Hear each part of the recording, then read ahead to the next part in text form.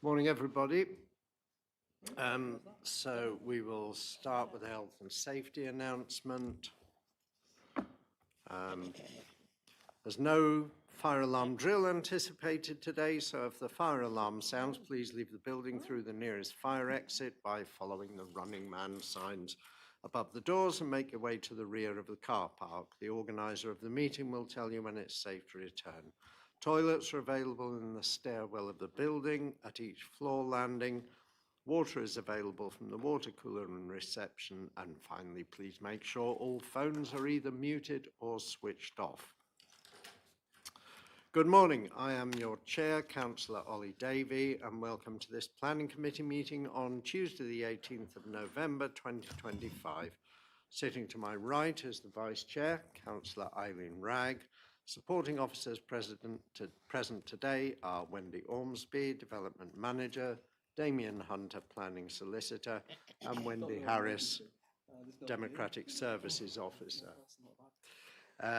Presenting officers for today's applications will be Nigel Barrett, Senior Planning Officer. Is he still coming? No. He said yesterday he wasn't going to be here. Wendy Ormsby, Development Manager. Emerald Maguire Phoebe. Emerald. Assistant Planning Officer Andrew Digby, Senior Planning Officer, and Jill Himsworth, Senior Planning Officer. The meeting today is being streamed live to the Council's YouTube account, so can I remind all members and officers contributing to the meeting to use a microphone, or your comments will not be heard. And if you could make sure that you're getting right into the microphone as well, it does help those of us who are hearing aid wearers and sometimes struggle to hear people if they're not very loud. So we'll now start the meeting by doing a roll call of committee members and declarations of interest. Thank you, Chair. I'll start with yourself, Councillor Davey. I am present and I have no interest to declare, but I will advise of lobbying, which I think probably all committee members have had in respect of 251180 FUL. And that was, which one?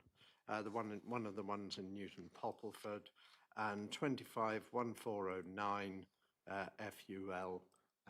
That's the one in Exmouth, the first and last application. And I think we probably all had those emails from a ward member and a resident. Was the number right there? It was 25. Yes, it was 1638.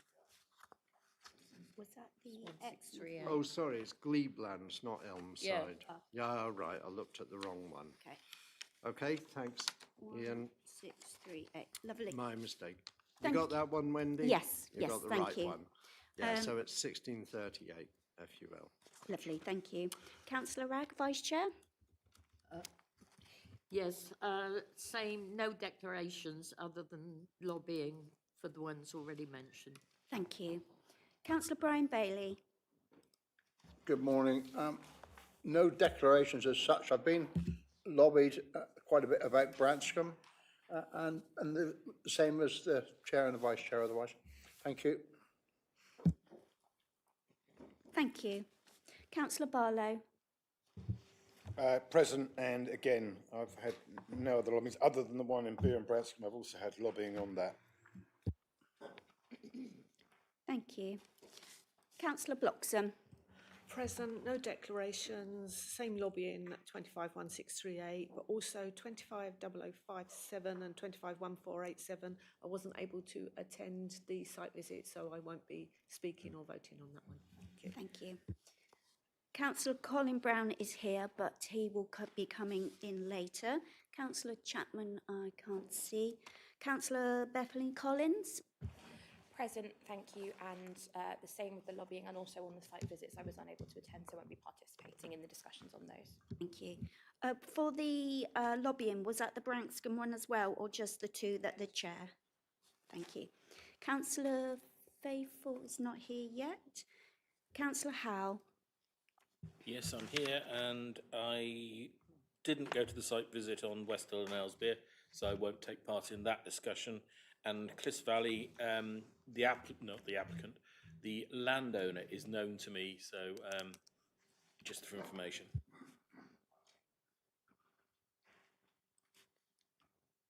Thank you. And Councillor Smith. I am present. I'm present and no declarations. Thank you. Non-committee members, do you have any declarations? You forgot me, so never mind, Wendy. Sorry, But, I did that last present time, anyway. didn't I'm present, and the same declarations as the chair and vice chair. No, I didn't get any lobbying on Branscombe. Well, I don't. Thank you. don't I'm think so sorry, Councillor Hughes. I did that. Non-committee members. None for me. Thank you. None. Thank you. Back to you, Chair. Thank you, Wendy. Okay, and registered speakers, they can be found on pages 4 and 5 of the agenda. Minutes of the previous meetings, pages 6 to 12. Is it members' wish that I sign the minutes of the meetings held on 23rd of September 2025 and 21st of October 2025 as true and accurate records? Agreed. Yeah, all in favour, please? Yeah. Any against? Any abstentions? One abstention. Thank you, Mike. Okay, and then we have apologies. Yes, I've received 3 apologies. Councillor Yehudi Levine, Councillor Steve Gazzard and Councillor Sarah Chamberlain. Also Councillor O'Malley Chapman. Oh, thank you, Brian. Thank you. Okay. Righto. We've done declarations of interest, matters of urgency. There are none. Any items to be dealt with after the public have been excluded. There are none of those. So we go to agenda item 7, planning appeal statistics. Those are on pages 13 to 37 of your agenda. And there's an update from Mrs. Ormsby. Good morning. So looking through the appeals, I think there's 2 probably worth just having a little chat about. So first one, 242515 PIP, land at Slade Farm, Slade Road, Ottery, St Mary, permission in principle for residential development of up to 9 dwellings. That appeal was allowed. That was a committee overturn, effectively officer recommendation to approve, committee refused on the grounds of landscape impact, adverse impact on amenity, and loss of best and most versatile agricultural land. And in that decision, the inspector felt that wasn't unduly concerned about the loss of agricultural land. However, did acknowledge that there would be landscape harm, some adverse impact on amenity, and acknowledged that overall the development was contrary to the development plan, the site being outside of the built-up area boundary and not an allocation or proposed allocation. However, the inspector gave significant weight to the council's inability to demonstrate a 5-year housing land supply and felt that on balance, the development was sustainable, notwithstanding the conflict with the development plan, and that the tilted balance applied, and accordingly the appeal was allowed. Then the other one of note that members might have questions about is 2174 VAR, which was variation of condition 2 of planning permission, of a planning permission to allow all year round holiday use of caravans. And effectively the council, so this was determined under delegated powers, and the condition, effectively the applicant was seeking to be able to use some holidays all year round, and at present there was a seasonal restriction. So now we're far more supportive of year-round tourism, so the principle of extending the condition was felt acceptable, and we applied a normal condition, basically saying it needs to be used for holiday use only, and that only to be occupied, not to be occupied as somebody's main residence, but an additional element to that condition was added in, saying that no individual shall reside within the site for more than 25 weeks in any 12-month period, which effectively just reinforces the fact that it can't be a main dwelling, because if it's not your main dwelling, you're living there for less than half of the year. So as officers, we didn't actually feel that it was any more onerous a condition than the standard reasoning, but the owner didn't like that part of the condition, appealed against it. The inspector felt that it was unreasonable, unnecessary, didn't meet the test for a condition, and also highlighted that they felt that that our standard wording for that condition was also not precise and enforceable, because it didn't require the site owners to record the dates of people's arrival and departure. Which was, that element was, I think that the inspector had a point there, but in any event, the appeal was allowed. So the condition was reimposed, still saying that it has to be used only for holiday purposes, but removing the comment about the shan't be occupied for more than 25 weeks in any year, and costs were awarded against the council on that regard, because the inspector felt that the condition was unreasonable and unenforceable. So there's some lessons learned from that appeal decision. So those are the two, I think, of those that are of particular note, but if you've got any questions about the others. Councillor Barlow, you're going to ask, how much were the costs? Well, I was going to ask two things. First of all, how much was the cost? Just to say, so you're right, Chair. I wasn't going to ask that. The other thing was, can I just say that's the first cost we've had against us, I think, since I've been a councillor. Is that correct?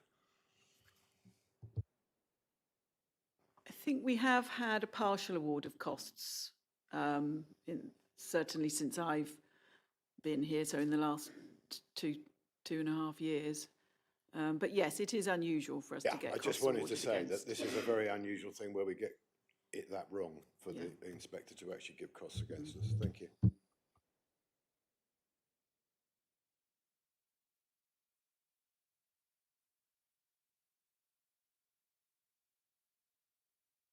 Do we know how much the costs were? We haven't settled the costs yet, but when we do, then I can let you know what they are. Okay, thank you. Yep, so lessons learned there. It looked like a perfectly reasonable thing to put in, but clearly the inspector didn't agree.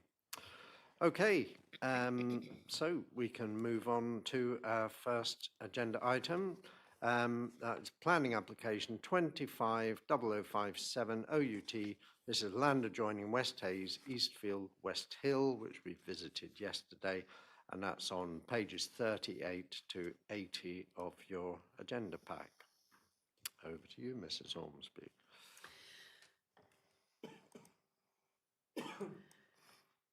So this application was presented to you at the last month's committee, having been deferred from a previous committee. Not proposing to go over the full presentation again, because I think everybody is aware of the issues, and we're not reopening public speaking for that reason. I will just very quickly I mean, obviously it'll be those of you that attended the site visit yesterday that are taking part in the vote today, but just as a very brief summary, the proposal itself is outline application with all matters agreed except for landscaping. for the erection of 9 dwellings, including 4 affordable dwellings. And the site, as you can see, is it's on the north-west side of West Hill. It's outside the development boundary finishing around, oh, you can't see my cursor, can you? Oh, I know why. There we go. So, so that's the development boundary comes around here. So this development here is already built outside the development boundary, and this area here would further be developed further into the site. So there's the application site, and just quickly going to the indicative layout. Not indicative, it's an actual proposed layout, sorry. So that, by way of reminder, is showing the proposal for 5 detached market homes and a row of 4, a terrace of 4 homes, which would be proposed as affordable units. So important to note that since last planning committee, this application, the applicant has appealed against non-determination. So the council is no longer in a position to determine this planning application. Instead, we need to let the planning inspectorate know what our recommendation is. So if we were in a position to determine this application, would we be approving it subject to conditions and any legal agreement, or would we be refusing it? And if so, what would our recommended reasons for refusal be? That recommendation will then go to the planning inspectorate, and ultimately it will be that for them to determine the planning application. So hence the recommendation is altered as set out in the updated report. So the key reason for deferral for the site visit is that members indicated through debate and through questions that they were concerned about whether the site, because it is it's a wooded site, and they were concerned about whether or not it was genuinely feasible to accommodate the proposed dwellings on the site without adverse impacts on trees, the majority of which are covered by tree preservation orders. And there was also some commentary about the ecological impacts, although obviously that is itself isn't necessarily something that's going to have come out of a site visit, because that requires a lot more detailed analysis and survey work. But those were the key issues that were sort of being discussed in debate at the time that the decision was made to defer this for a site visit. So unless you've got it, so obviously through you, Chair, if anybody's got any further questions, quite happy to answer them, or otherwise I would assume, Chair, it might be back into debate, picking up from where things were left off last time. Thank you. Okay, do we have any questions, having visited the site yesterday? I'll just take this opportunity. Councillor Faithful's just arrived. Morning, Peter. Do you have any declarations of interest? I've advised of lobbying on 2 of the applications. Well, we'll let you sit down. Councillor Burrup, you've also just arrived. Do you have any declarations? No declarations, thank you. Okay, thank you. And Jess, I'm assuming you didn't wish to speak on this one. You're not down as a registered speaker. I didn't know if I was allowed to, because it said there was no speaking.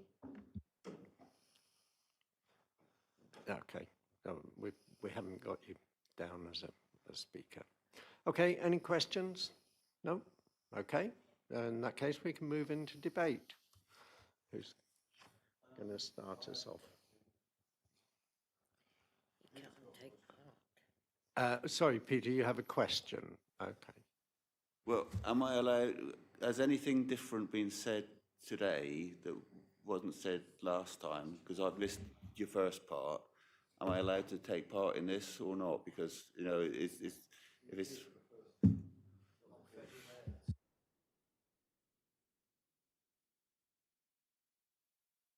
You- have you just repeated today what was said at the last meeting?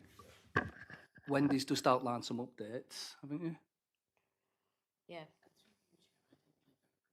Do you want to quickly go through it again? Yeah, that's what Mrs Ormsby is suggesting, so Okay, let's fair just enough then. do that. Oh, we should get him. Councillor Bailey.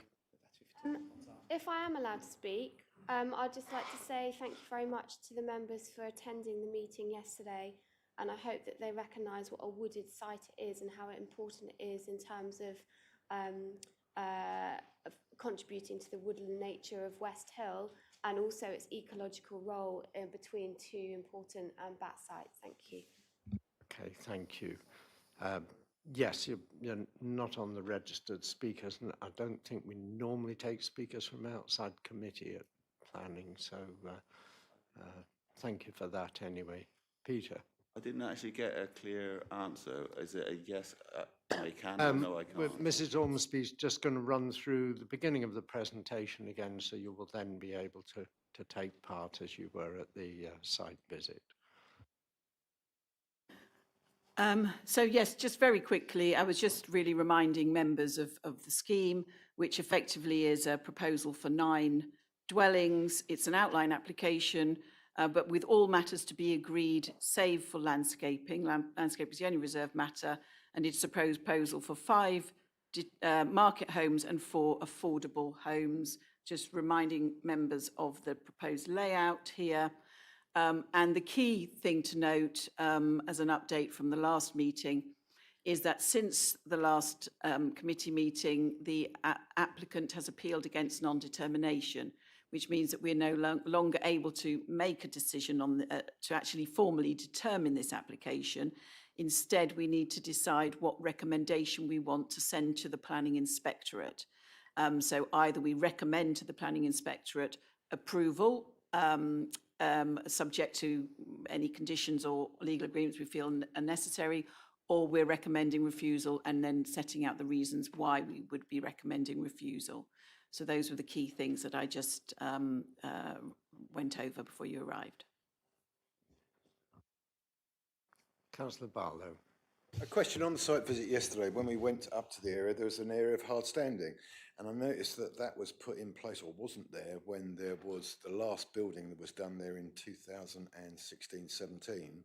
So will we be serving an enforcement notice on that, seeing as it's not supposed to be hard standing or, again, the container in that field? So if there is a concern about any unauthorised development, we would investigate it through our enforcement team and make a decision as to whether or not it's expedient to take any enforcement action. But that's something that could be pursued. Thank you very much. Okay, in that case, we're into debate. So does anybody have anything to say on this? Councillor Barlow. Thank you, Chair. Yes, we went up there yesterday. I can't agree with the officers on this. I'm sorry to say. To me, we have built up through there. We have pushed the what's left of the wildlife and the wild areas into the top corner, right up against the road. And now we're going to go into that as well. And to me, walking around that yesterday and speaking to the tree officer, he agreed that there would be pressure over the next 30 years on those trees from the people that are going to live there. And I think we are, there is a time, it's all to do with balance on planning, that we have to find out what is acceptable, what is not acceptable, and where do we draw the line. We have built in the fields next door.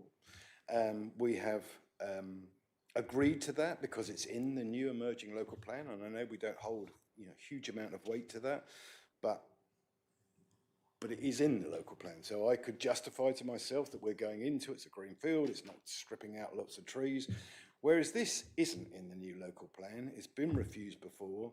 it is full of trees. We are going to have to remove trees to allow this to come in. And much as they're going to plant 24 other trees, which is great, the problem with that is it's going to take 50 to 100 years till they get to a stage where they're actually going to be useful to the bats and the other the raptors. We've heard this is of national importance, this site. It's not just there might be a dormouse in there, or there might be I don't know, great crested gnu. This is something we know is there. And to me, this is something that's worth protecting and much as we are getting for affordable houses, which I know is important. It's not a huge amount for the damage that we will be doing to that area. I believe that this is a step too far, a field too far, whatever you want to call it. And I think at this point we should say no. The tilted balance is there to be a balance, and I think that the balance has swung too far in the favour of, against wildlife, against the greenery of the area and what West Hill is about. So I, for one, cannot support this. And as soon as you're ready, I'm happy to make a recommendation, Chair.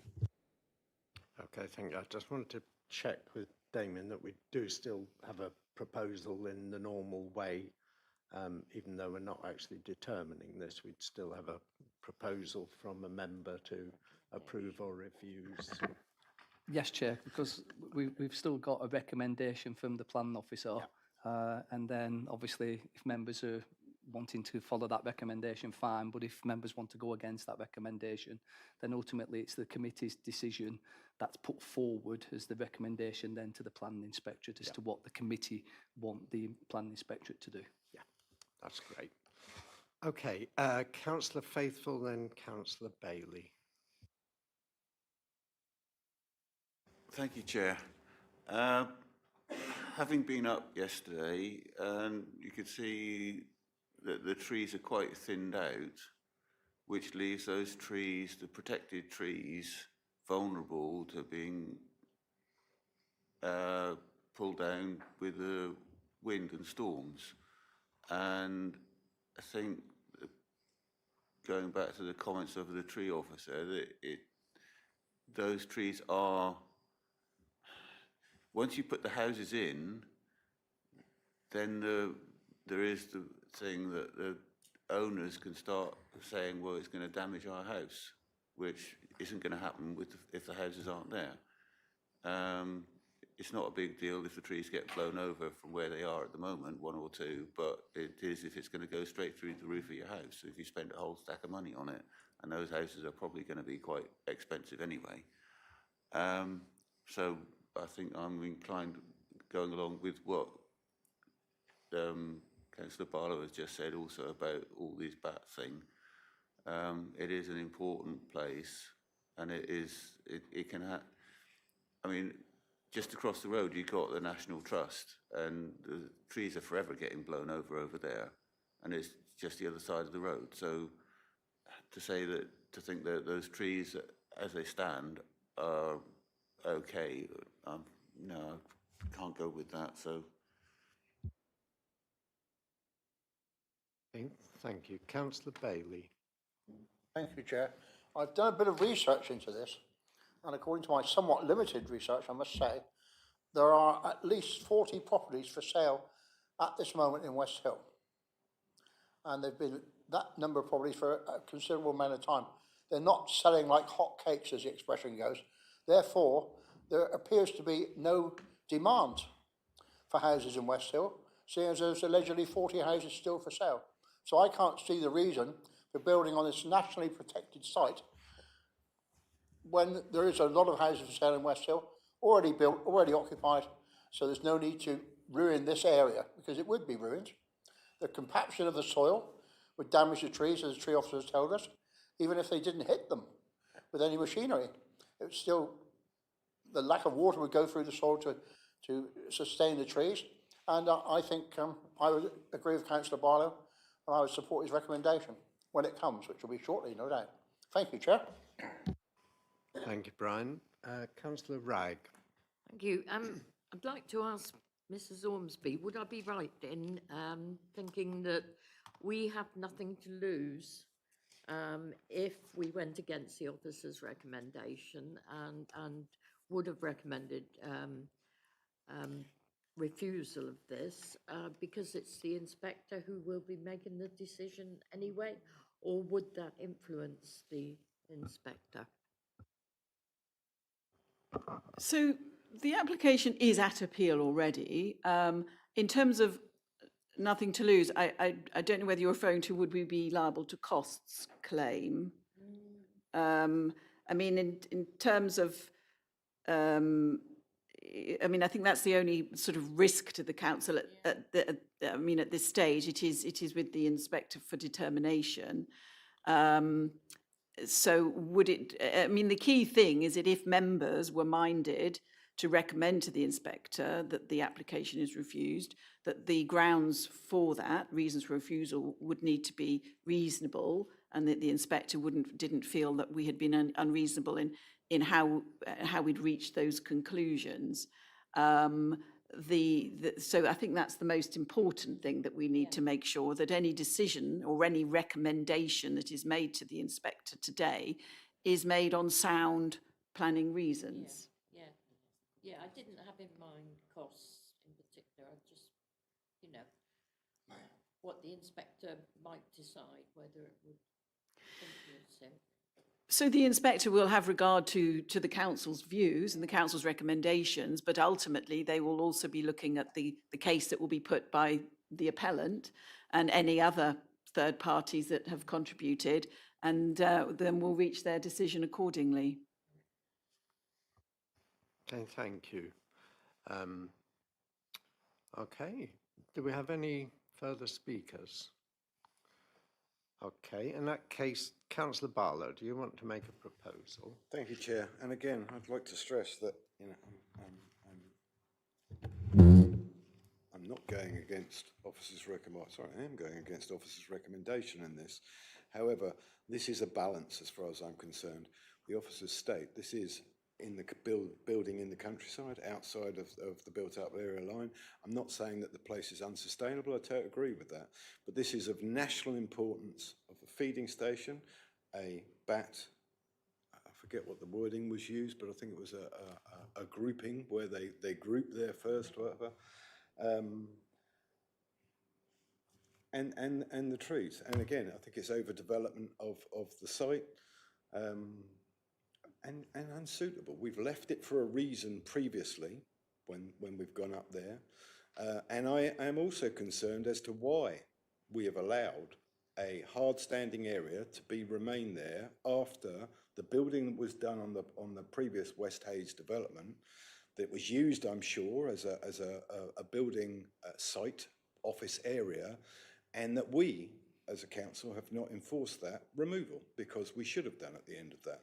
And that has helped this area to possibly be developed now.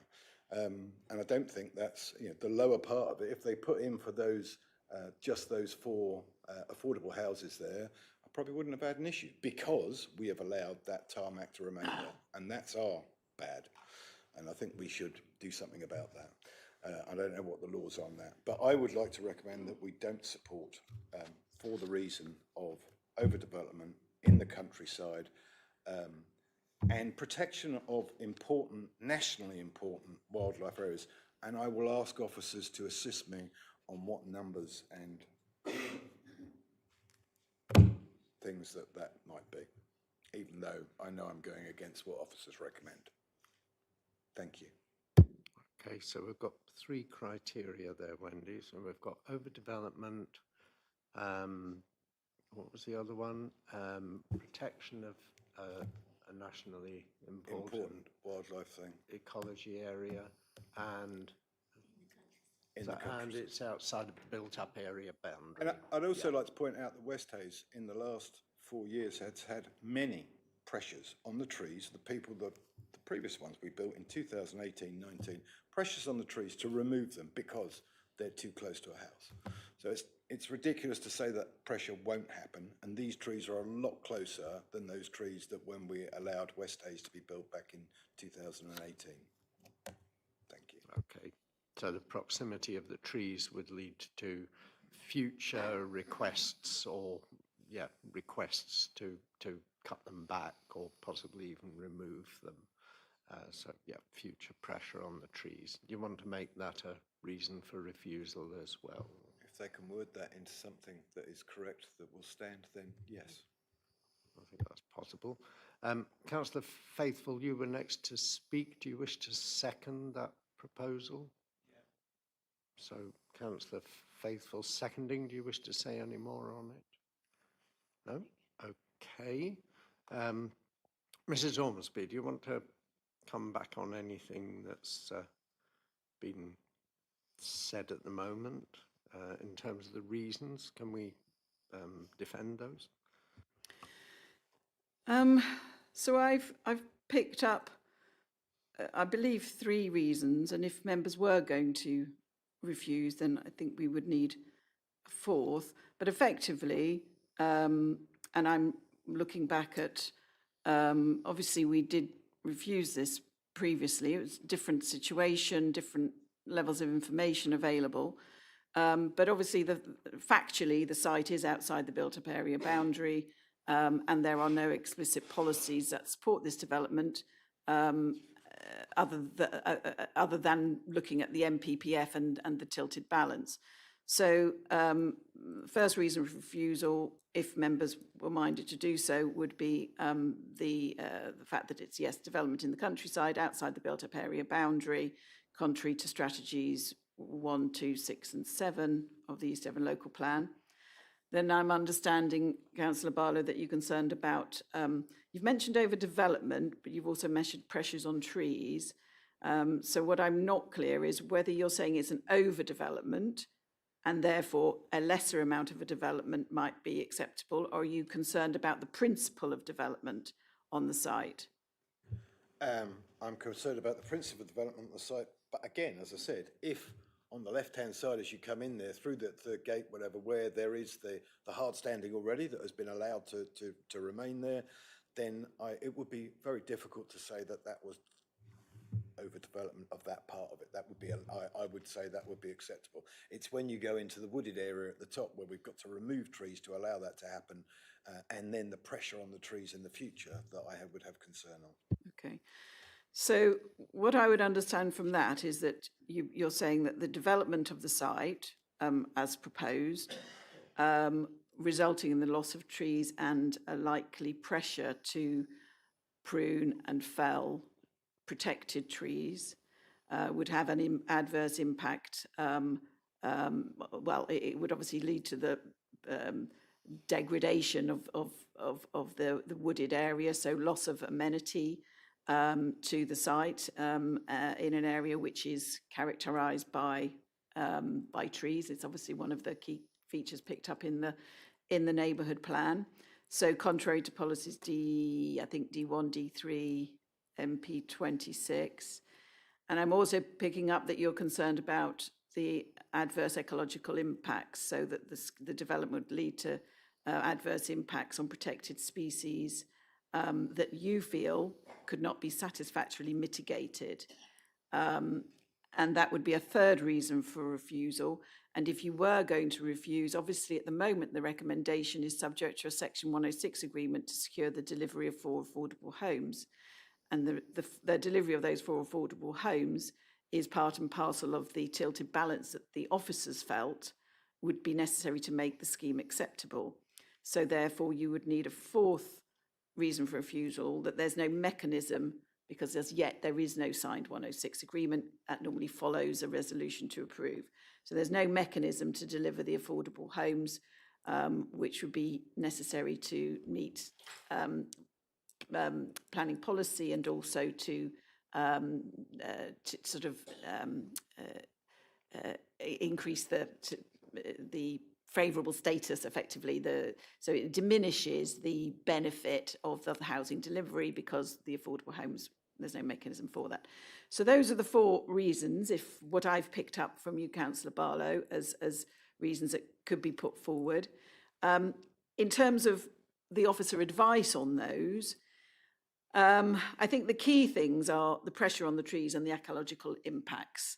I think the tilted balance, if we felt the tilted balance weighed in favour, would overcome the fact that it's development in the countryside. So the pressure on trees, the advice of the tree officer that they gave to officers was that they felt that on balance, the impacts were acceptable, that they would lead to the loss of 2 healthy trees and 1 dead tree on the site. But with the mitigation subsequent planting, they felt that the impacts were acceptable, subject to, again, adequate conditions to safeguard trees during construction. So that is the formal advice that has been given to officers and is in the officer report. And secondly, and then on the ecological impacts, again, yes, it is highlighted that this is a priority habitat. And it does, there are protected species on site, but again, the advice from the councils, from the district ecologist, is that those adverse impacts could be adequately mitigated, and they have not recommended that the application be refused on those grounds. Thank you. I'd like to make a correction. There's all 3 trees are still living. There's no dead trees. There's 1 tree had a upper branch snapped off, and the one closest to us was weak, but it was still alive. Yeah, I think the tree officer described the one that had lost a branch as a weak specimen, but there was no compelling reason, and I did ask that at the site visit, no compelling reason necessarily to remove those trees at the moment. It was only to facilitate the development, yes. And again, if I can just check. Councillor Bailey has his hand up, so I'll come back to you in a minute, Ian. I'd just like to clarify what the tree officer actually said. But if this development was to go ahead, apart from the 3 trees that were going to be removed, they could see in the not too distant future that there wouldn't be any immediate harm to the trees. However, he did then go on to say that within 30 to 50 years, because of the buildings being there, because of compaction of the soil, and because of the, as Ian said earlier on, people are going to worry about the trees worrying in it, they'll want to take them down. So in the future, these things are all stacked up to occur, especially the compaction of the soil. You can't do much about that. And that will deprive them of water, and then there'll be, all you need is 1 tree, if that site was to go ahead, to fall on a house, and all the residents will be crying, let's take the lot down. We know that because we've been there before. And also the protection of the bats, I think, is of vital importance. The colony is across the road. This is a dark corridor to access the colony, and it's used, and it's a national importance. I think that should take a lot of notice of that. We should take a lot of notice of that, and we should. This is West Hill's overdeveloped. When I was a lad a long time ago, West Hill was a small village. Now it's a reasonable sized town. Enough's enough, you know. And I think we ought to put our foot down on this and say, no, thank you. West Hill's done very well out of development in the last 40, 50 years. And that's a lovely area. It's actually designated as a national site. It's not someone thinking, well, let's do the designation. It's done. And we should respect that, and we should take notice of it. Thank you, Chair. Sorry for... Okay. Yeah, I mean, in ecology terms, it's a priority habitat, which I think we could put down. I also wanted to ask about the fact that it is proposed to deliver biodiversity net gain by using a habitat bank, which is located outside of Honiton, and not actually currently registered at the moment. Would that also be a factor for refusal, the fact that it's being delivered off-site, which is not ideal, and also a habitat bank, which is not actually currently registered? So no, it wouldn't. I wouldn't suggest it's added as a reason for refusal. So the biodiversity net gain issue, that is the statutory biodiversity net gain, which is a condition that is the applicants don't have to seek to discharge, or cannot, in fact, we cannot seek to discharge it until after the grant of planning permission. So it's only after the grant of permission they have to seek to discharge that, and they are allowed to discharge that in a number of ways, with obviously preference to on-site delivery. But if it isn't possible to do on-site or a nearby off-site, then it is permissible to then use Habitat Bank credits. And that is allowed for in the statutory process. So it wouldn't be reasons so that the discharging of that statutory requirement would not be reasons to refuse on this occasion.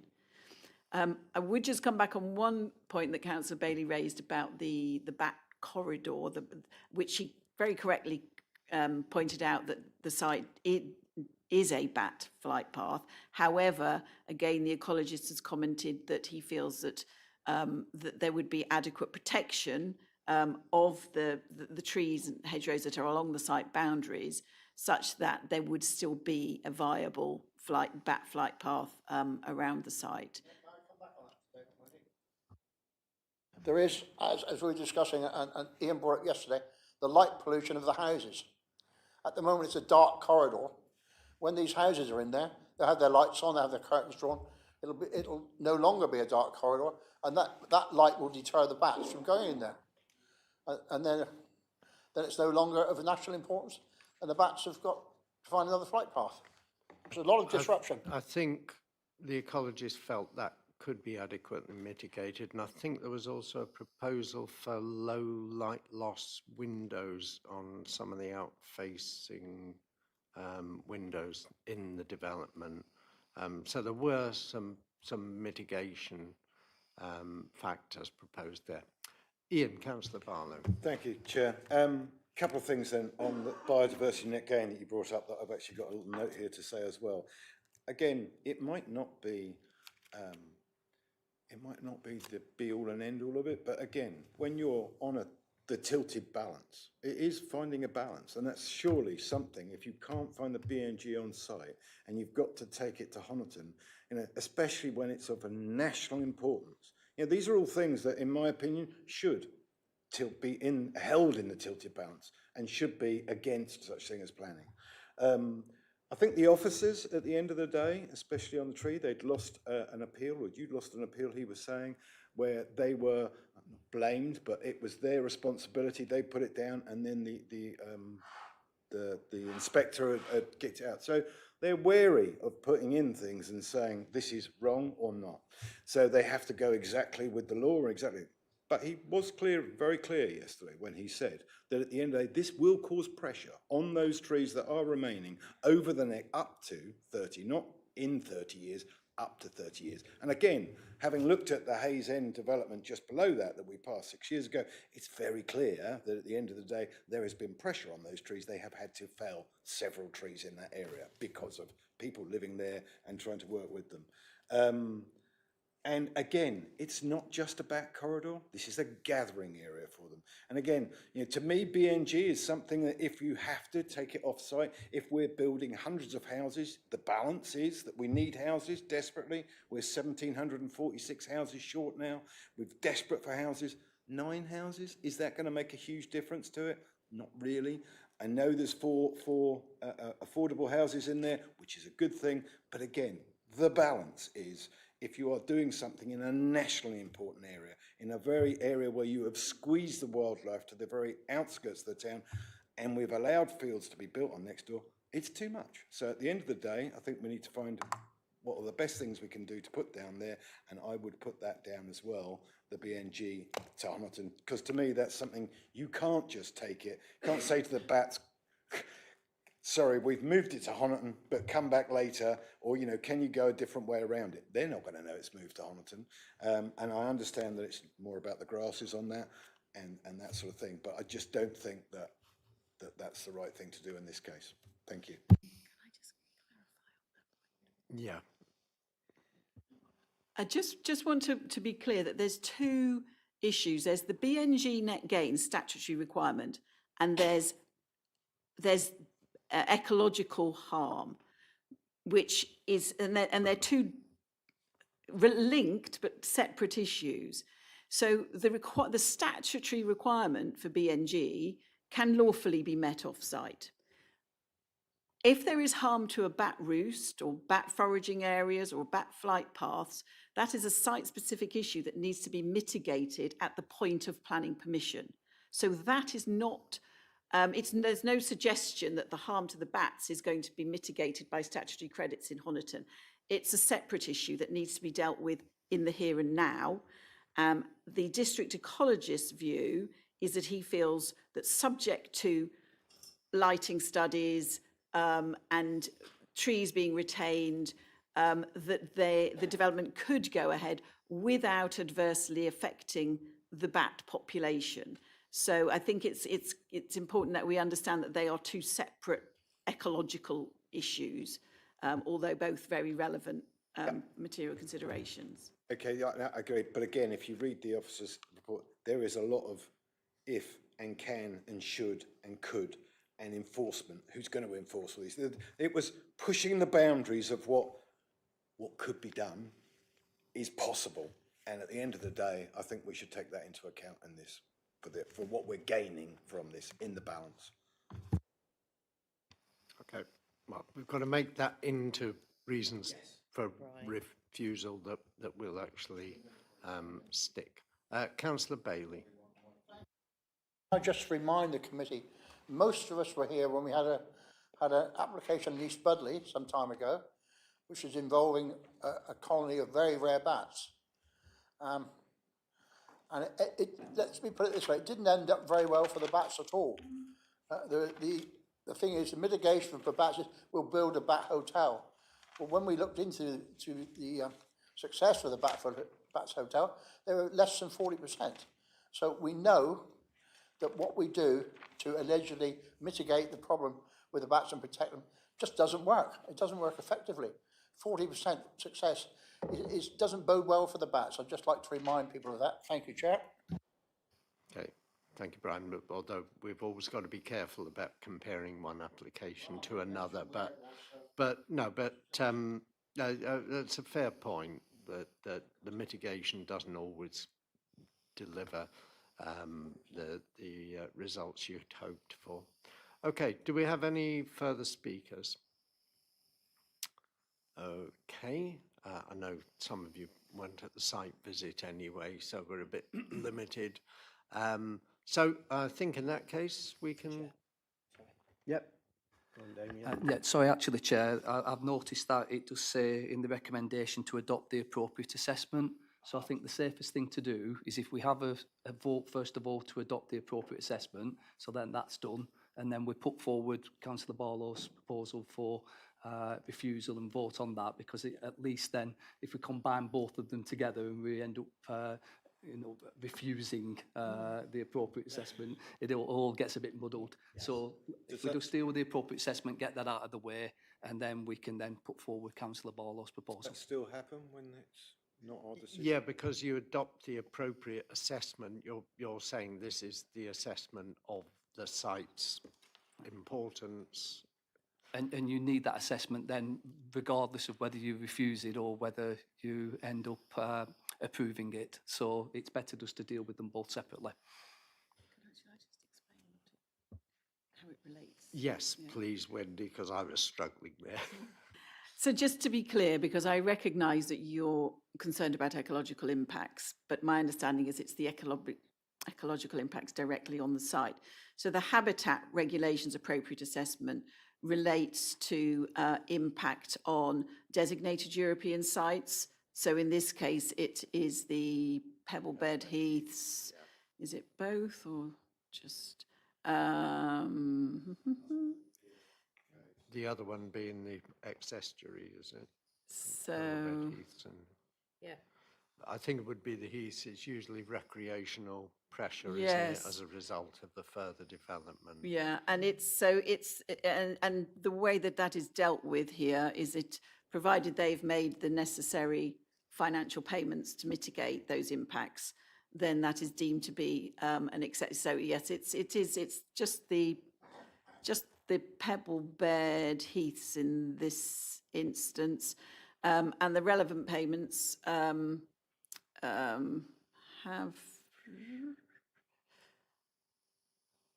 So yes, so the financial payments have already been secured for that. So adopting the appropriate assessment wouldn't have any bearing on the comments or the reason for refusal that you're proposing in terms of ecological impacts. Okay. Well, could you just put the microphone on, Brian, then I'll come to you, Peter. I just want to get it clear, if I may, others may have already got it, I quite haven't got it. If we're adopting the process, it doesn't mean that we're in favour of the process. It means we're adopting it to make our decision. Is that what you're saying? There's two decisions that you're being asked to make. Yes or no? One is to adopt the appropriate assessment, and the other is to make is to recommend to the inspectorate whether the application be refused or approved. And adopting the appropriate assessment does not oblige you to then support the recommendation to approve the permission. Yeah, we've done that before, I think, adopted the appropriate assessment and then refused. And as Mrs. Ormsby says, the appropriate assessment is about protection of European important sites, so such as the Pebble Bed Heath and I think the estuary. Yeah. And it's a payment that's made to mitigate the effects of that. Okay, Councillor Faithful. Well, I was just commenting about, we're talking about the Pebble Bed Heath, but this is part of, it's not on the official part of the Pebble Bed Heath, but it is a part of the Pebble Bed Heath. Just across the road is where they quarried out, just like they did on Woodbury Common. But it's in, so it's very close to and effectively a part of the Pebble Bed Heath, even if it's not within the boundary lines on the map. It's geologically part So of it. adopting the appropriate assessment still doesn't have any bearing on that. It simply secures a payment from the developers to mitigate the further recreational pressure that further development puts on particularly the Pebble Bed Heaths and the estuary, with people using those areas, and helps to mitigate things. Okay, right. So let's go on and adopt the appropriate assessment. So it's suggested that we do so. So all those in favour of adopting the appropriate assessment?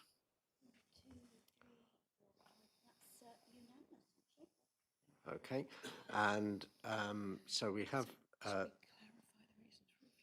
Yeah, so Mrs. Ormsby is just going to clarify the reasons for refusal before we go to the vote.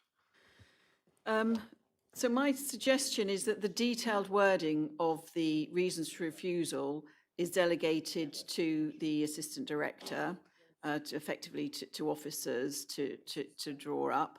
However, that the subject matter would be a reason for refusal on the basis that the development is outside the built-up area boundary, where it is not supported by any explicit policies in the local development plan, contrary to strategies 1, 2, 6 and 7 of the East Devon local plan.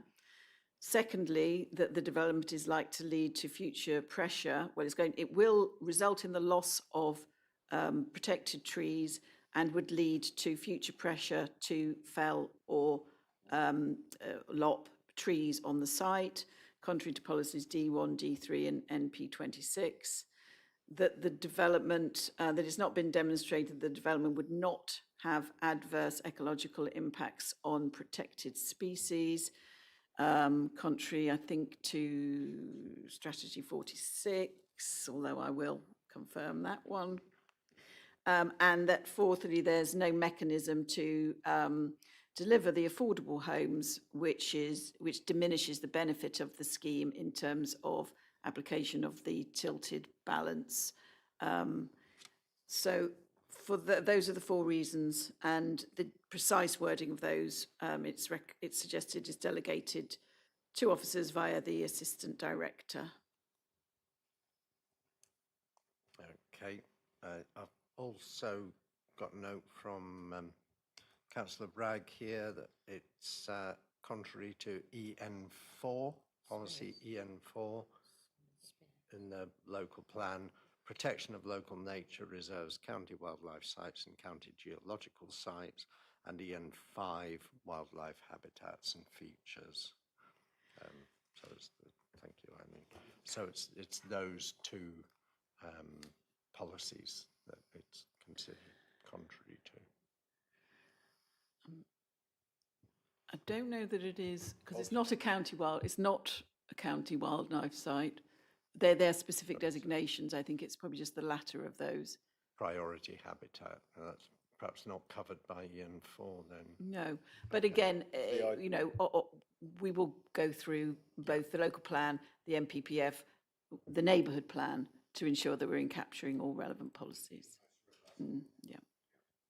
Okay, thank you. In that case, I think we're ready to go to a vote. We've been proposed by Councillor Barlow, seconded by Councillor Faithful for refusal. So all those in favour of refusal.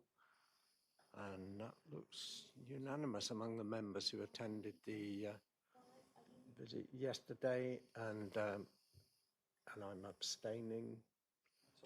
Councillor Ragg? Got 5 in support. Yeah. Two abstentions. Okay. Any against? I don't think it was. No? Okay, thank you very much. Shall we take 5? 5 minutes enough, or would you prefer 10?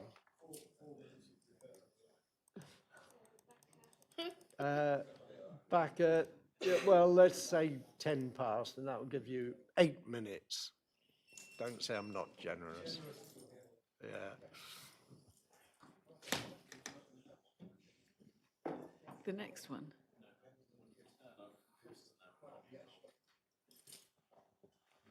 Directly going against officers' advice, contradicting it with no evidence.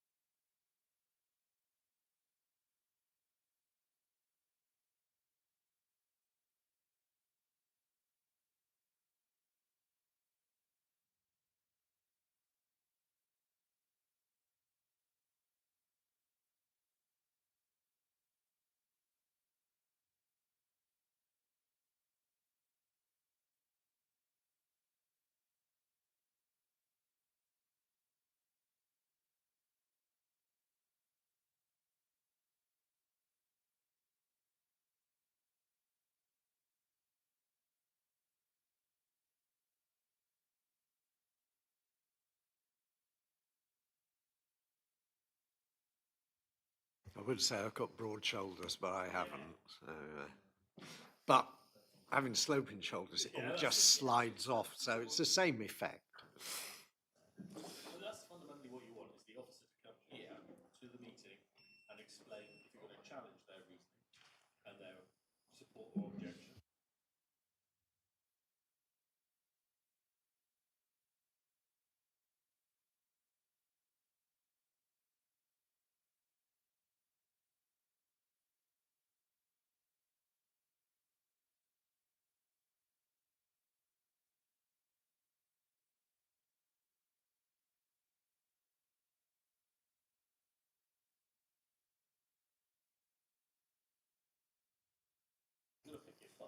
Oh. 1.5 minutes. Come on, Brian and Peter.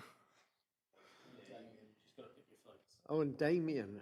Oh, Scarlet Pimpernel, isn't he? See this one?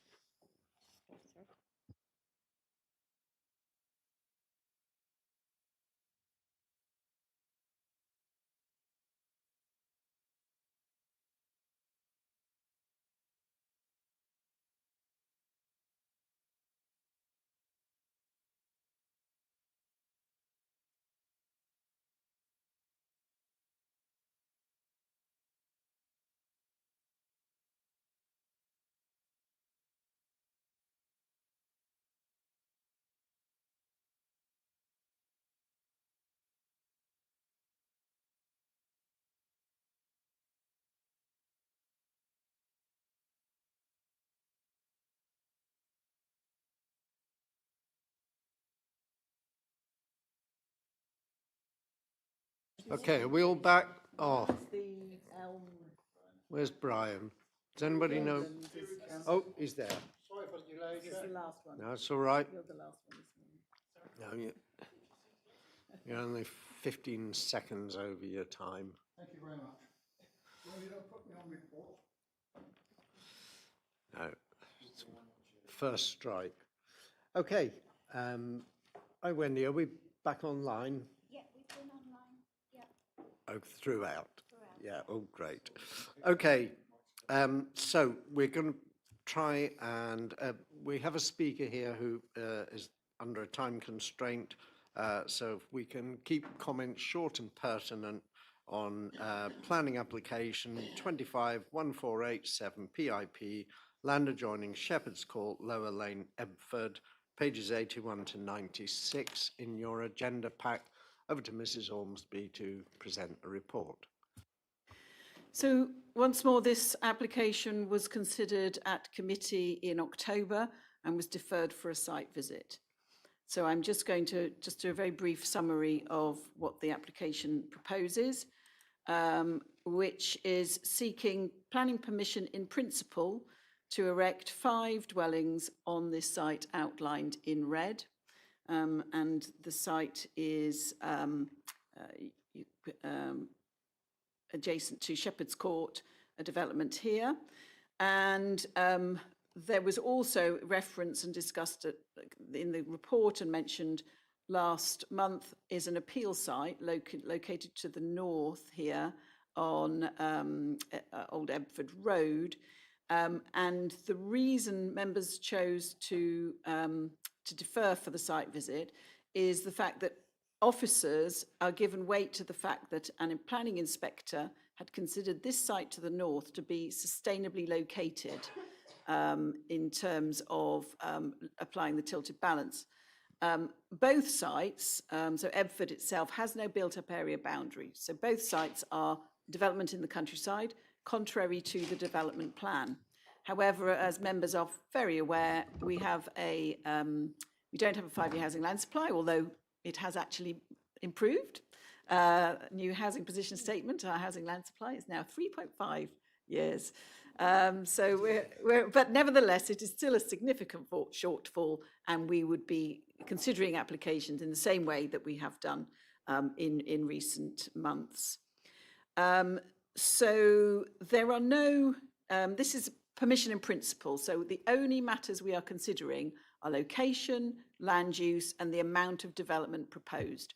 All other issues would be considered at the technical detail stage. The officer view, notwithstanding that the fact there have been previous refusals on the site when the site included the entire field, going right up to the north boundary, the officer view is that the site can be developed without adversely affecting the amenity of neighbouring properties, without adversely affecting the character of the area, that ecology, etc., would be considered at technical detail stage, but at the same time, there doesn't seem to be any overriding concerns in that regard because it is a paddock, as members saw yesterday, currently grazed by horses. And similarly, no concerns about highway impacts. So the key issue is this a suitable location for development, notwithstanding the fact that it's development in the countryside. And a previous inspector had deemed that the site to the north, notwithstanding the fact there are no footpaths on the road, on this lane, was a short walk to the main road, and on the main road you could then walk to bus stops, and you could also work north to the pub and Darts Farm. This site, officers took the view, is similarly located. It's a slightly longer walk out to the main road, but nevertheless a relatively short walk. And whilst there are no pavements, because it is a developed area with lots of houses fronting onto the road, where drivers would be expecting pedestrians to be present in the road, the officer view is that it is it's an acceptable route to walk out to the main road, and then immediately at the junction of the road, as members saw yesterday, are bus stops, enabling access north and south, because it's on the main route to and fro Exmouth, and similarly within walking distance of the pub and Darts Farm. The parish council, I would point out, that did submit some details which we touched on briefly at the site visit, where they're pointing out basically that the footway along the main road is narrow. And I think we acknowledge that. We acknowledge that on one side of the road it was narrower than on the other side. And I think it was also pointed out that, you know, partly because some of the footway was overgrown.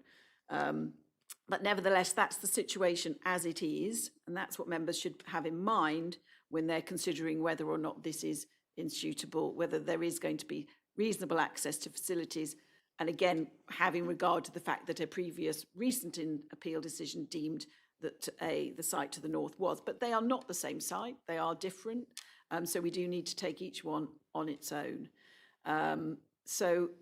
Hopefully the visit was helpful to members in understanding the location of both. And by way of reminder, the recommendation for this application is for approval. And as it's permission in principle, no conditions are recommended because we cannot apply conditions to permission in principles. Thank you. Thank you. And just for clarity, the members who visited the site yesterday did walk, or in some cases drive slowly, down the lane to the location of the bus stops, and some of us also walked up as far on the pavement as the other site, the road to that, Ebford Road, walked along and noted the location of the other site. But I think most of us felt it was a relatively easy walk down to the bus stop, and I feel on balance this is a sustainable location. But I would like to hear from members. Firstly, does anybody have any questions? No? No, in that case we can go into debate. Councillor Barlow, you never let me down. Thank you, Chair. I am happy to say I agree with the officers on this occasion. We did walk it yesterday.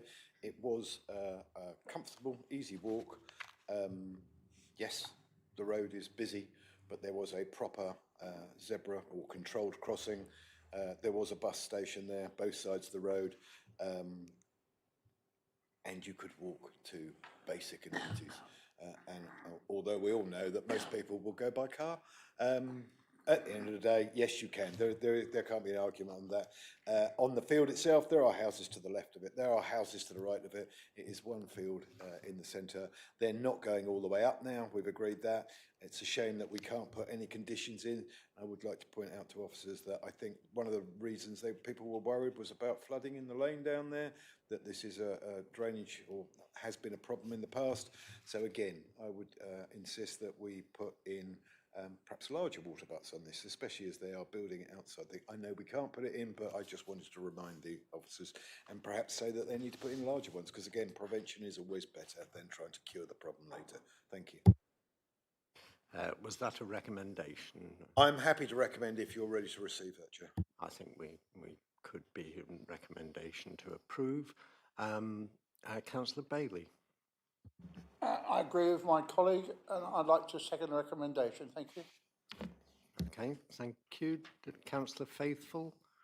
Stuart Hughes. Right.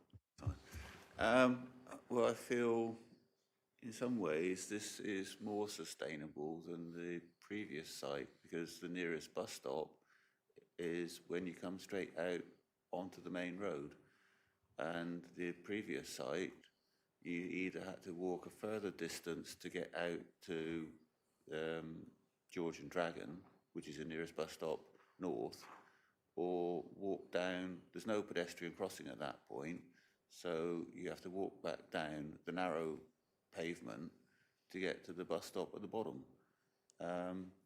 So I think, I don't like to say it, but it's hard to say that this is not a sustainable. You've got the second busiest bus route, Exmouth, is only surpassed by the Cranbrook one, and that only goes between Cranbrook and Exeter. But so you're right on a very busy bus route, which I think the last bus out of Exeter is 10 past, or was it the other way around? One from Exmouth is 10 past. Yeah, the one from Exmouth back to Exeter, it leaves at 10 past midnight.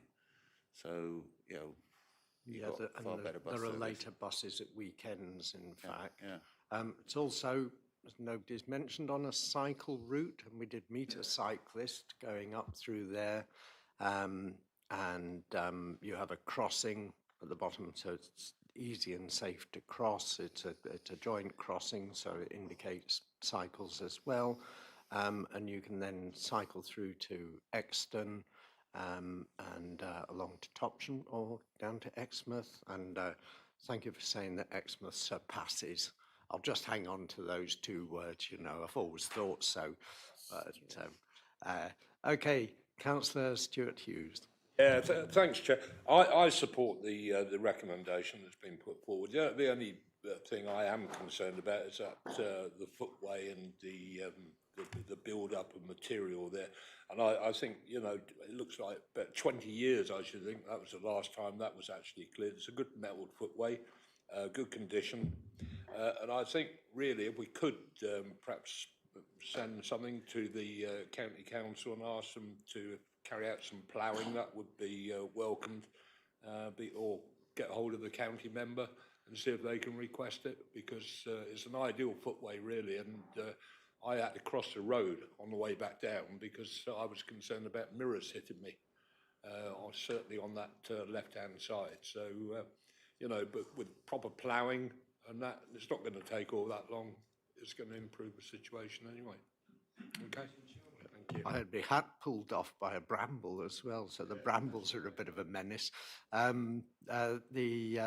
Yeah, well, I blame the previous, you know, head of portfolio holder for highways at Devon County Council. But I'm sure you've still got contacts there, Stuart. And yes, I think it would be good if there was a bit of clearance done down there just to make sure that the footpath does widen. Okay, so we're on to the planning balance anyway. Councillor Howe. I wasn't going to speak on this, but I do need to correct a couple of things. With regard to the footpath, it does get cleared. It gets cleared by the parish council, actually. And it makes very little difference. I think you gain about another 6 inches, then the tarmac disappears completely. So just to say, although it would be slightly wider, it's not a lot, and certainly not adequate in what footpaths are. Other than that, I'll leave it to you guys. It was definitely a single file footpath. And I did wonder, thank you for clarifying that, just how far you would find the tarmac went back if you were to clear it back. So the previous administration at Devon County Council is exonerated. Apparently the parish council have been dealing with that, so thank you.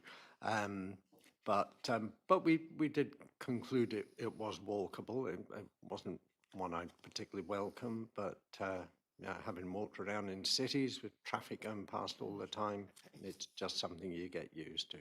Well, and the countryside, actually. Okay, so any more speakers, or shall we go to a vote? Okay, we can go to a vote. Yeah. I think we've got another. We got another appropriate assessment? Okay, so thank you for pointing that out. We do indeed. Okay, so if we could adopt the appropriate assessment first. So all in favour? Okay. And no, none against, I think. Yep. So yeah, it was unanimous. So we now have a proposal from Councillor Barlow. I forget who seconded. Councillor Bailey seconded it. So all those in favour of approval? I think I can cheerfully go with this one.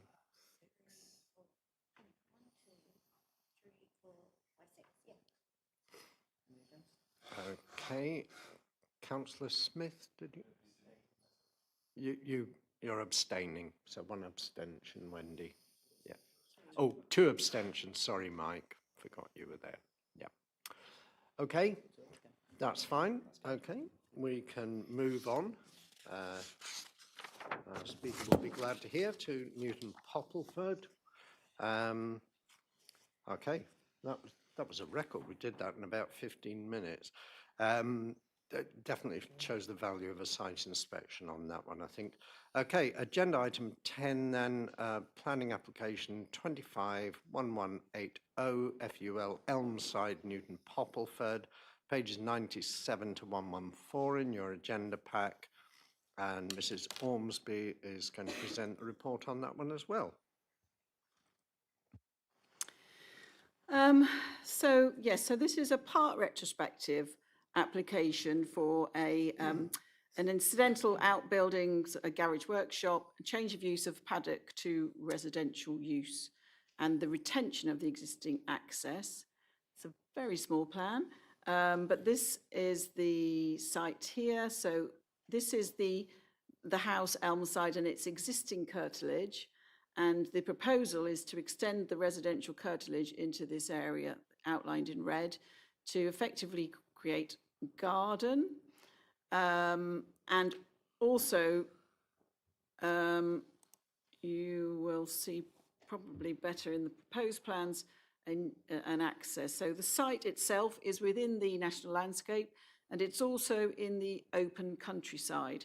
So it's outside the built-up area boundary. There are no policies that explicitly permit change of use of agricultural or undeveloped land.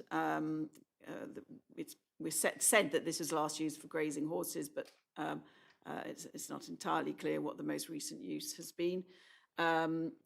So this is contrary to the development plan.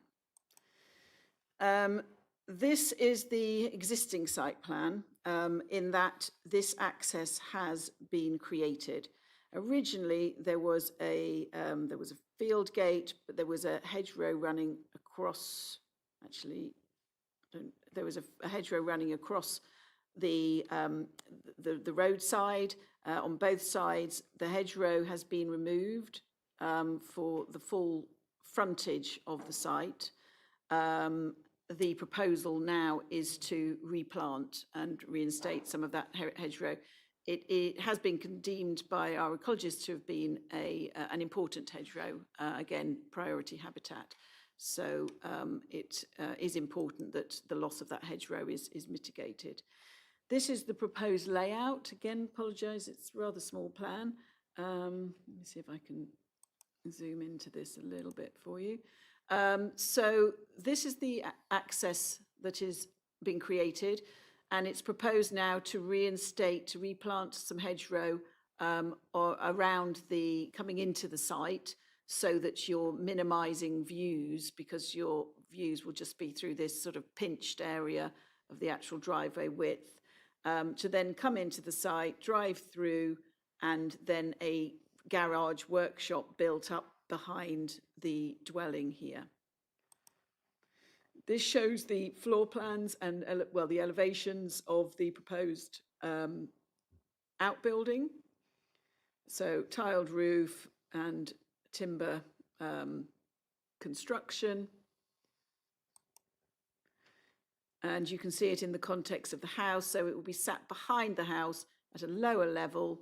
So the house, the garage itself will not be visible, or be barely visible, if visible at all, from the lane.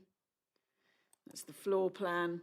And this is the site at present. So this is where the new access has gone in. This is where there was hedgerow that's been removed. And the proposal is to reinstate that hedgerow coming into the site. That's looking into the site. So that's the host dwelling. So that's the current boundary. But it's proposed to retain that hedgerow. No other hedgerows are proposed to be removed as a consequence of this. There was some concerns from the tree officer about the siting of the outbuilding. In fact, if I just quickly go back and explain. So, oh, I've gone the wrong way.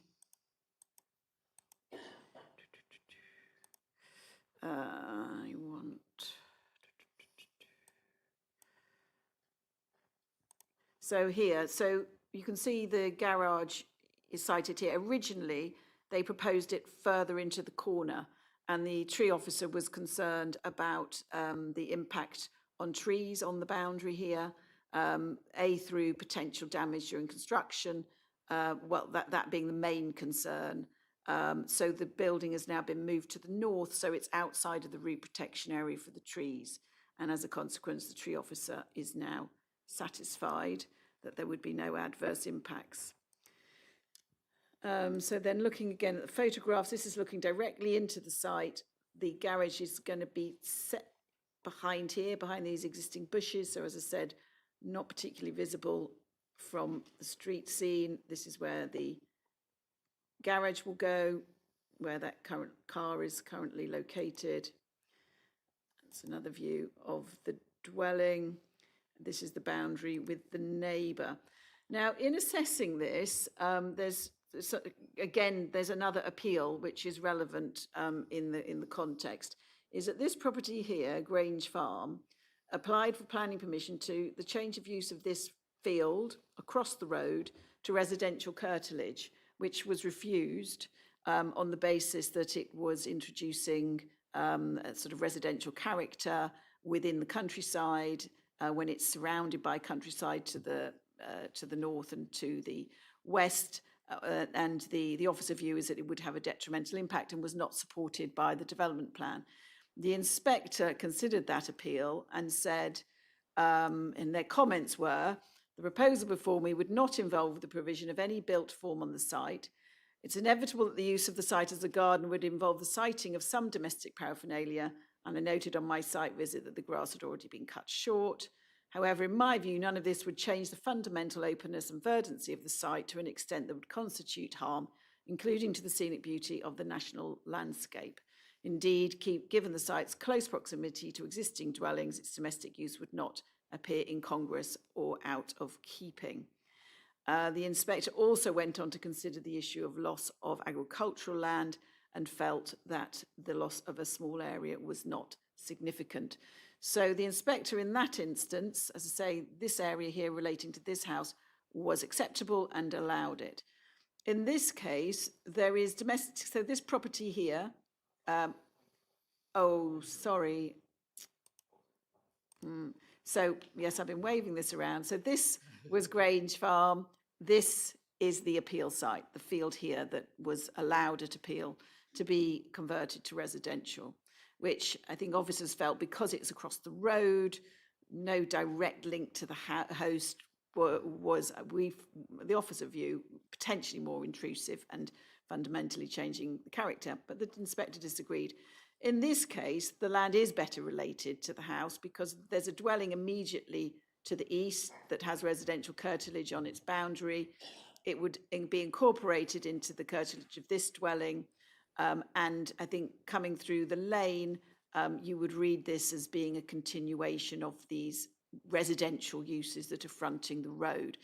So subject to the mitigation reinstatement of native hedge along the front there to replace the hedge that has been lost, the officer view is that it's not going to have any adverse impact on the quality of the national landscape. It's not going to impact on any neighbours. So there's no technical objections to this. And ultimately, notwithstanding that it is contrary to the development plan, and having regard to the neighbouring appeal decision, this is recommended for approval. Okay, thank you. We have two speakers on this one. So Councillor Susan Tribble from Newton Poppleford and Hertford Parish Council, please. And you have 3 minutes. Thank you. Just press the right-hand button, I think. There we go. You're on. Good morning, councillors. I'm Susan Tribble. I'm chairman of the Newton Poppleford Parish Council, and I'm increasingly concerned about the number of times I'm having to come towards this committee to propose that we object to applications. More and more I see officers seeming to bend the rules of litigation and also to ignore plans, either neighbourhood or other plans, in order to propose the acceptance of inappropriate applications. And this is no doubt another case. This site lies within the East Devon National Landscape, yet this proposal seeks retrospective permission for a new access and the conversion of agricultural land to domestic gardens. Evidence shows that an historic Devon hedge bank once formed the northern boundaries. Its removal has caused harm and domesticated the landscape, and we believe the access should be refused. The landscaping proposals do not adequately mitigate the loss of this significant hedge bank and therefore fail to conserve or enhance local landscape character, contrary to strategies 3, 5 and 46 and policies D1 and D2 of the local plan. It also appears the hedge bank was removed without compliance within the regulations, the Hedgerow Regulations 1997. If permission is refused, we would support enforcement action and the serving of a hedgerow replacement notice. Very limited arboricultural information has been provided to show how the proposed garage, driveway or soakaway can be built without damaging the root protection areas of nearby trees and hedgerows. The soakaway sits within the RPA and would need relocating. A redesign, moving the garage and driveway further north again, may reduce harm. If approval is considered, strict conditions must be imposed. Relocating the soakaway, using piled foundations for the garage, a no-dig driveway, and submission of an arboricultural method statement and tree protection plan in line with BS 5837. We also note the land has been incorrectly described as low quality. It is in fact grade 1 agricultural land under EN 13. No full biodiversity metric has been submitted, so claimed biodiversity net gain cannot be verified, and a net loss is likely. The planting schedule includes non-native and even invasive species. Why? This is not, repeat, not acceptable. Finally, the hedge bank removed is an ancient one, recorded since 1888.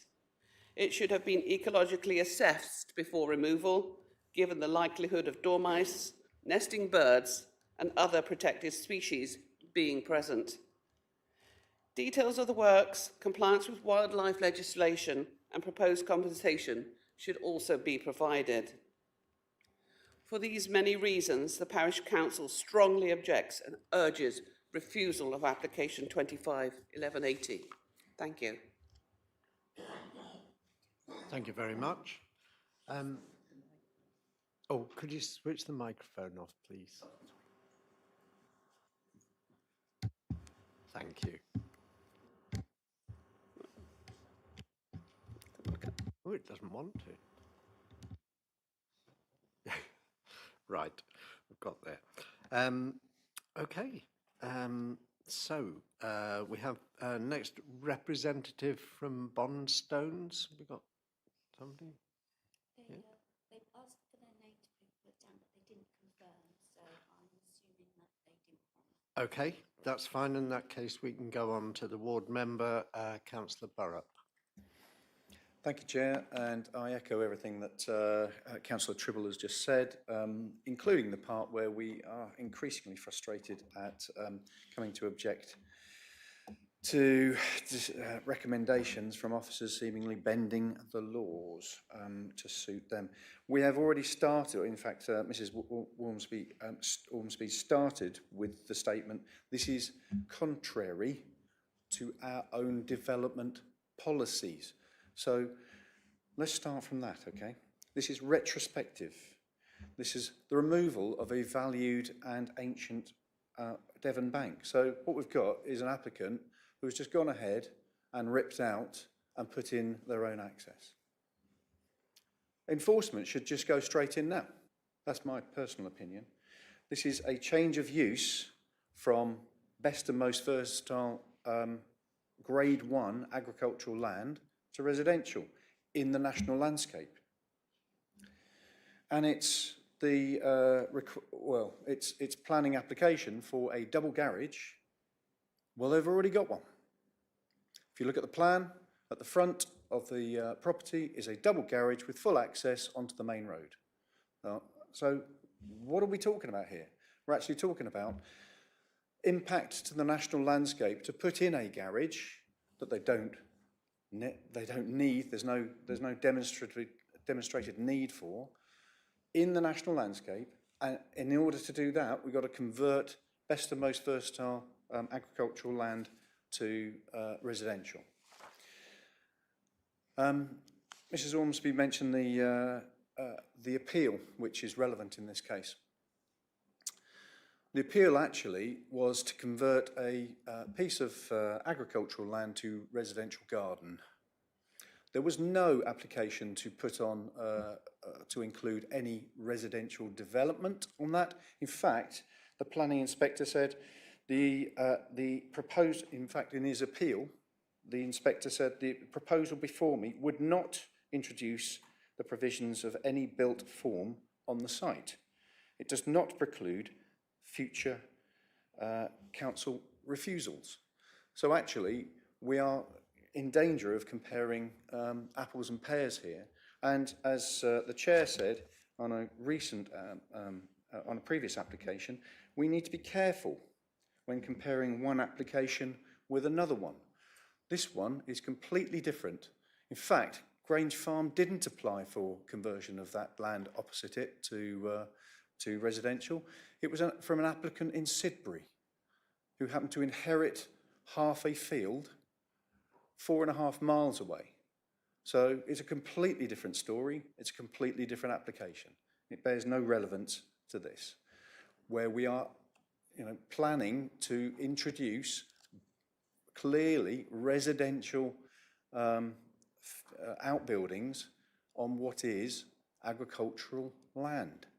So, for all of the reasons that Councillor Tribble has outlined, and for what I've already said, including that we have a requirement to protect best and most versatile agricultural land under Strategy EN13. We have a requirement to protect the national landscape. We have a requirement, and the tree officer is pulling his hair out clearly in the application itself to say this Devon bank has been removed. The mitigation, I would attest, is nowhere near replacement of the complete bank at the street scene. That is just wrong.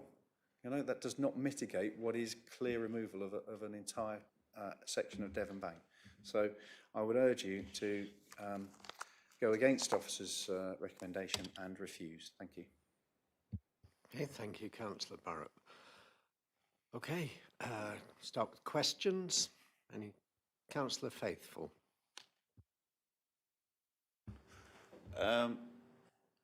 Could we get clarification? Is the other site Grade 1 agricultural land as well? Because I know the boundary is around there somewhere. Yes, it is. Both sites are. Okay, any further questions? No? Okay, in that case we can go into debate. Councillor Faithful again.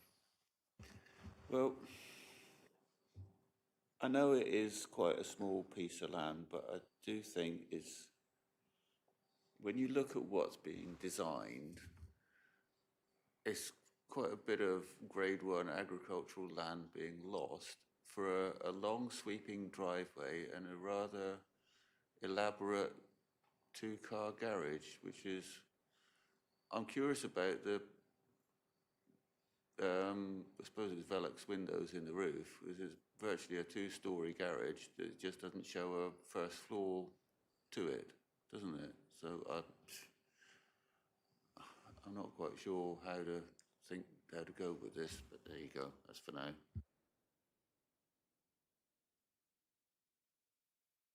Okay, Councillor Barlow. Thank you, Chair. Well, as usual, I was very undecided on this one. I've listened to it, I've looked at it, I looked at the appeal decision last night, and Councillor Burke's quite right where he points out that there is quite a difference between the appeal decision over the road, much as the appeal officer points out the fact that it's still green and verdant and not spoiling the area.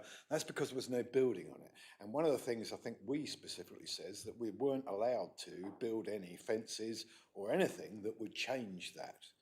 And you know, when you look at those pictures, if you could just flick to the next picture on that. I think it's the next picture. No, sorry, the one down the side where you can see the big old fence that's been put up there. So, you know, to me, the national landscape doesn't have big 6-foot shiplap fences all the way down through it. So is that being replaced by a hedge? My first point. Secondly, on the hedge that has been removed, you know, is that against the law to do that? I thought it was. And if so, are we doing anything about that? Are they being fined for that? Because otherwise, a lot of people could just remove that. The gentleman that put in for the application that went to appeal, did it all the right way on the garden opposite Grange Farm, could have done exactly the same. A certain gentleman wrote in on that appeal application I noted, and was very concerned about the proposed garden, which could lead to a residential house in the near future.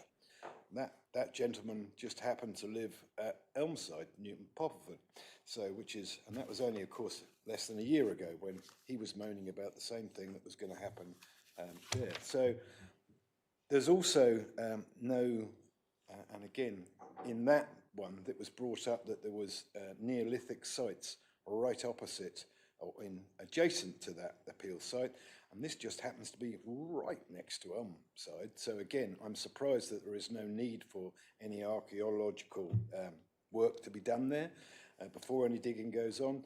So much as I came here with the thinking, and I wasn't predetermined, but I was predisposed, that actually I might support this because it's been done, I just wonder if that is the right thing, and I will listen to other members before I comment further. Thank you. Okay, thank you. Well, other members, it's down to you. Okay, Councillor Bailey. Thank you, Chair. I too am very concerned about this. It would appear, how can I put this politely, that the applicant He's trying to take advantage of our good nature, to put it mildly. We It's don't been- have one, Brian, so. Well, I was about to say that. I haven't got a good nature. I'm sure you haven't. I But, have. you have? I was surprised. Anyway, my point is that they've taken no notice of rules and regulations. They appear, by doing what they've done, to have a somewhat gung-ho attitude to this. And I think we should meet this application with the same gung-ho attitude as the applicant. Because there's no regard for rules, no regard for regulations. This is it, I'll do what I like, when I like, and what the hell. So, what the hell has consequences? And my idea of this would be to say, well, no thank you, we don't want it, there's no apparent need for it, and I think the hedgerows should be put back and reinstated as they were. Thank you, Chair. Okay, thank you. Councillor Howe. As much as I hate it, I hate retrospective, I hate damage to hedgerows and everything else, we've got to take all that out of the equation. What's done is done, and that's a different equation. And the reality is, where is the harm? That is the trouble we face with this. It is surrounded on all sides pretty well. You know, one way or another, house next door that has a garden that runs alongside it. Behind it seems to be an equestrian area. So this is not farmland by in any stretch of the way. It can't be farmed anymore. So it fits perfectly in completing the scene off. And the planning appeal inspector was right. Where is the harm? It doesn't harm anything. It is already seen in the context of buildings. And again, I hate it, don't get me wrong, but we have to be logical in this and look at this the right way. The loss of grade 1 agricultural land, although regretful, it isn't farmed anyway and is so minor, it's inconsequential as it is across the road. I hate it, it sticks in my throat, but I can see no reasons physically for refusing this with the appeal inspector and his decision and everything else so ringingly close to it with what he was talking about. Unfortunately, that's the way it is. Thank you. Okay, thank you, Councillor Howe. Can I just ask Mrs Ormsby to confirm that where the proposed hedgerow is along that fence? I think it's either side of that rather intrusive driveway as well, isn't it? Just while you do that, Chair, could I just read out what the planning inspector said on the last appeal? Just his words. No fences, gates, walls or sheds shall be erected on the site without the prior express consent of the local planning authority. And I understand that that's what we're here to do now. But he was very adamant that they were important. That was the sort of thing that permanently changes national landscape. And my understanding of when you're doing retrospective is we cannot hold it against the person for doing retrospective, but you can see what was there before. You can't say, oh, this is here now, just because someone's removed everything. You can't say that now. It was my understanding of it, and I'm sure I know Councillor Howe is much more experienced in this than me. But again, we should look at it. We can't hold it against them for doing the work, but would you pass this if that hedge was already there? That's the way I was told that you're supposed to look at these things. I could be wrong. Mrs Ormsby, because, just So- clarify where the compensatory planting would So be. they've indicated on this plan here, the replacement of this front boundary hedge treatment. And it's indicated that the hedge along this boundary is retained, although, sorry, I'm not doing very well today with my pointer. So, you lose the pointer when you zoom in, unfortunately. So this is the hedgerow that has been replanted, and it's indicated as a hedge being retained along here, although the photographs do indicate a new fence along there. Now, in terms of the fence, to erect a fence of that height is permitted development, does not require planning permission. Whether it was erected by this person or the neighbour, I don't know. But if this were to be refused, we would not be able to enforce the removal of the fence because it is permitted development to erect a fence up to 2 metres in height. In the AONB? Yes. Oh, national landscape? Yes. In agricultural land? Yes. Yeah, anywhere except adjacent to a highway. That I think we have to sort of set aside. So what the previous inspector did is he removed permitted development rights to say there shall be, moving forward, no outbuildings, no fences, no hard, I don't know whether he removed hard standings.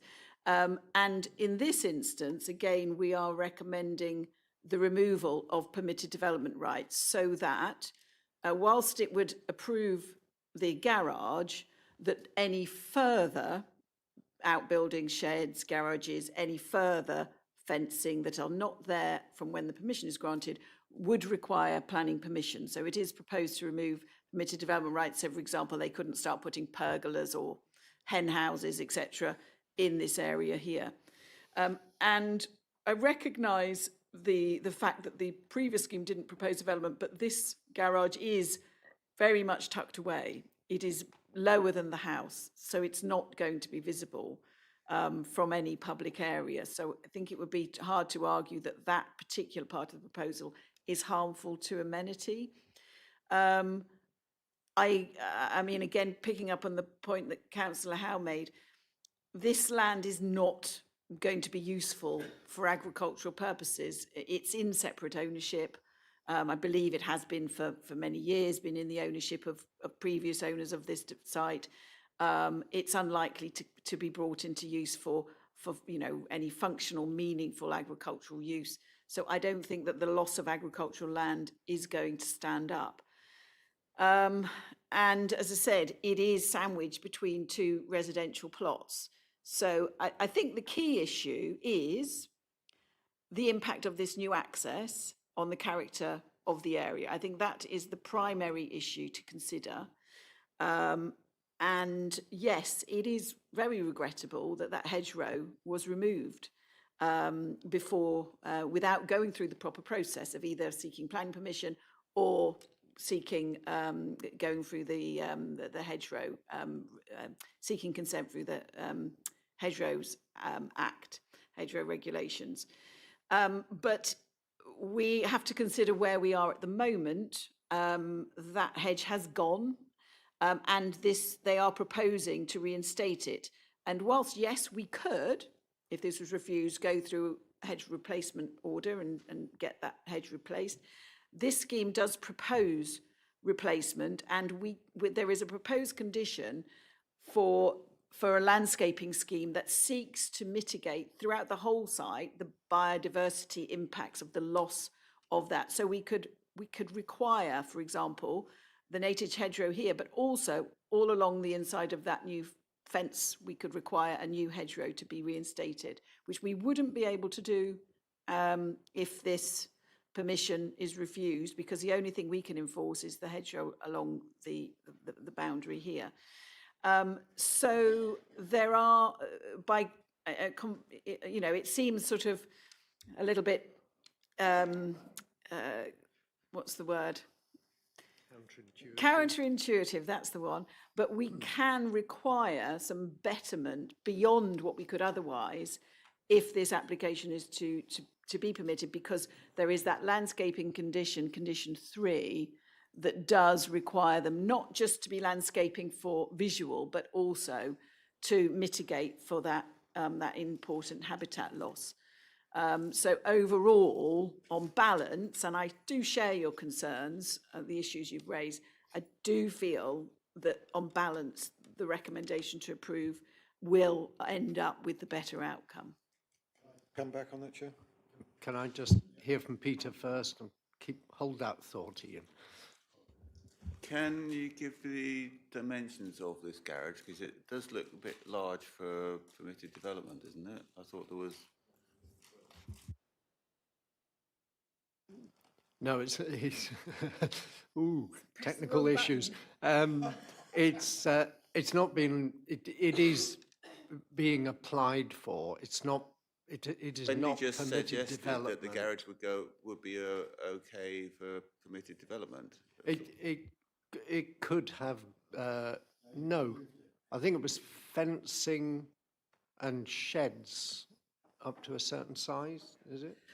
So the garage is not permitted development. It requires planning permission and is subject to this, is included in this planning application. What I was saying is that there is a recommendation to remove permitted development rights so that any further outbuildings would need planning permission. Okay. Any other members? Councillor Bartlett, yeah. sorry. Again, I just want to come back to this point, and I'm sorry to go on about this. It's just for my own education, if you like. So are we saying then, but basically, we are going to give planning permission, if that hedge was still there now, would we give planning permission? Now, I would say to you, you reckon that we would cut through the hedge and do that, remove an ancient hedge to do that? I just find that hard to believe. And I think that's the thing that worries me, is that you're basically saying it is better that if you want planning permission, before you do it, go ahead, do the business, and then come and argue with us later, because you can always say, we can make it look better, that you can't do if we haven't done it first. In fairness, Ian, I don't think you're quite right. We should consider it as though that bank was still there, but it has been removed. Even if we were to insist on its reinstatement, I find it hard to believe that you would restore the biodiversity, although you would, you know, it would then be continuous, which might be better for foraging bats and so on, because you've then got a continuous corridor. It would not be impossible, and I think we have done on occasions, approved breaching a bank like that, provided there is adequate compensation offered. Councillor Howe. I think you've actually made my point. I mean, the second part about this, even if the hedge was still there and they came in for a change of use to make all that garden, how could we refuse that then? And that's the point. And then once it becomes garden, unless you remove permitted development rights, and then you have to go through other things as well, if it's garden, they have the right to do it anyway. And that's the fundamental issue we have here. Others could do just the same. Take the hedge out. If it's the part of their garden, they could quite happily remove it willy-nilly. I don't like the hedge removal. I think it was a lovely old hedge. Don't get me wrong. But we're getting the mitigation back by this planning application, which is probably better than we would get if we got it reinstated. And I just can't see a peel inspector refusing this, because it's an infill. Like everything else, it fits the line, the building line and everything else. There is no reason to protect this when it is such as it is. Okay. Do we have any further speakers? Okay. Do we have a... Yes? From my personal perspective on this, it would appear from what's just been said that there is an encouragement, by what you've just said, to encourage people to do their own thing and apply for planning permission afterwards with your blessing or with our blessing. And that seems to me to be sending out the wrong signals to people in general. I wonder if you could clarify the situation, please. Thank you. Over to you. So no, we definitely don't encourage people to do works and then apply retrospectively, but it happens. And we have to, we can't, our decision-making should not be influenced by the fact that it is retrospective. I recognise that the comments that I've made is in terms of the hedgerow removal, which isn't, in itself didn't need planning permission, but it needed to go through the process of a hedgerow, I'm trying to remember the hedgerow removal notice. And so they didn't go through that process. I suppose for information, I'm advising, because I know members have been saying, well, you know, we could refuse, we could then serve a hedgerow replacement notice, which we could do. I was pointing out that the proposed condition will enable us to get a greater degree of landscaping on the site and biodiversity enhancement than just going through the hedgerow notice. No, I don't approve at all, and I find it equally as frustrating as members, but nevertheless we have to deal with what is in front of us, whether we like it or not. Okay, Wendy, thank you very much. Looking at the plans, there probably are a number of breaches of that hedgerow in other places anyway, aren't there? There must be other driveways along there which also make holes in that. Okay, do we have any further speakers? Anyone wishing to come back? No? Okay, would anybody like to make a proposal? Councillor Howe? Regretfully approve as per officer's recommendation. Okay, do we have a seconder? Councillor Bloxham. Listening to the debate, I think I'm going to support Councillor Howe and second that. Nothing else to add, but thank you. Okay, thank you. So we have a proposer and a seconder. I think we can go to a vote. Okay, all those in favour?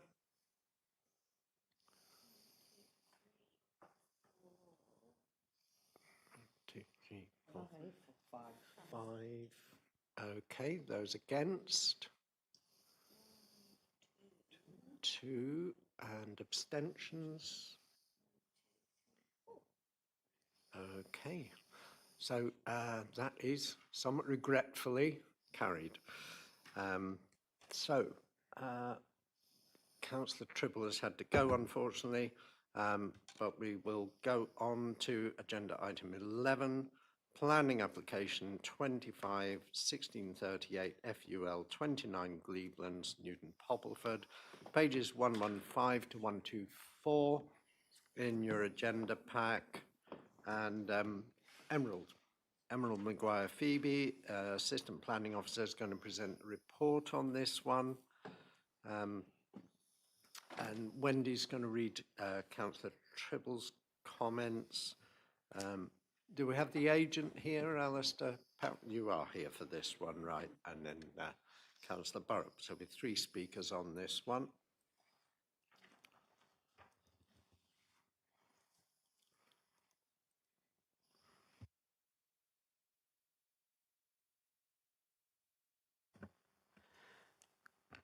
Okay.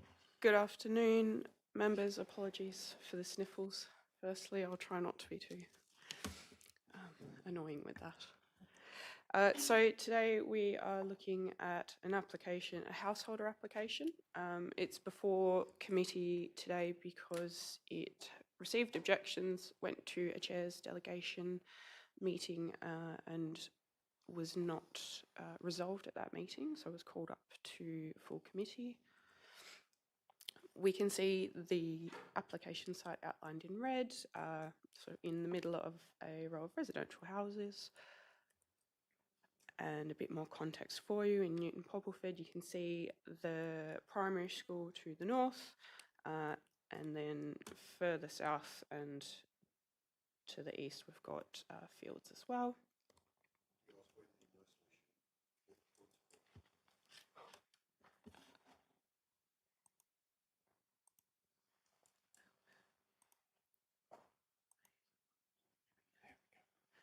Thank you.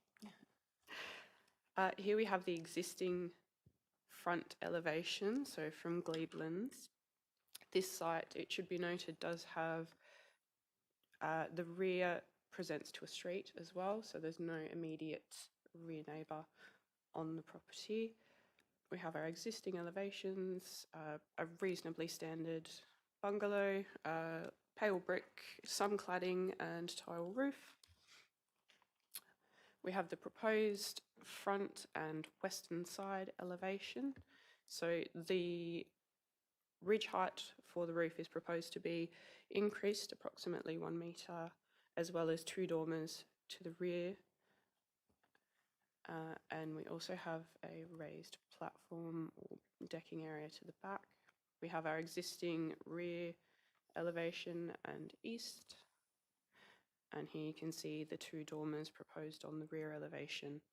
And along here we have our decking area which can also be seen on the side. The floor plans are demonstrating we've got one dormer presenting to a bedroom, the other to the landing, which is noted as a reading nook, and some reorganisation within the internal of the dwelling as well. This application had solar studies provided. We have the existing summer shadowing shown at the top, and then with the proposed development, including the ridge height increase to the bottom.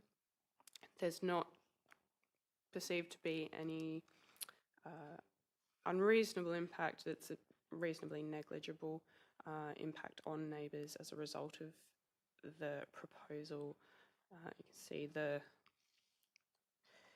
dwelling mostly projects straight north due to the path of the sun, and then in winter, obviously a much greater impact caused in the existing situation already.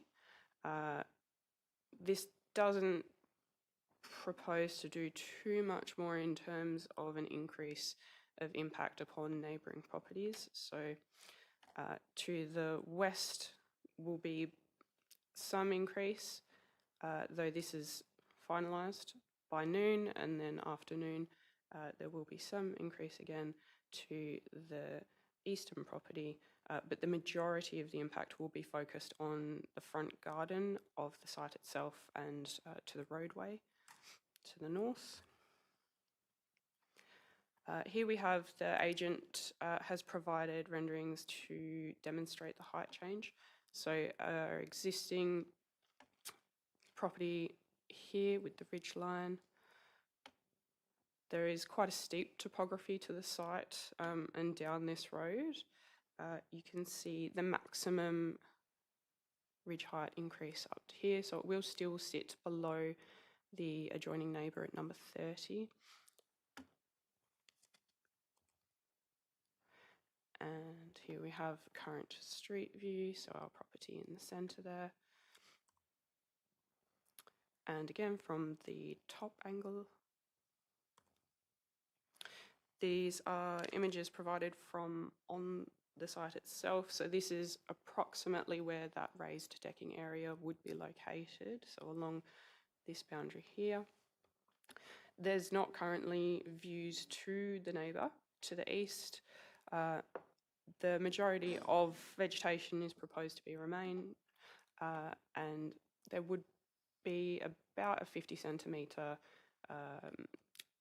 maximum for the decking area that's proposed. It's not considered that that would cause an unreasonable and detrimental impact by means of overlooking and loss of privacy on that neighbour to the east.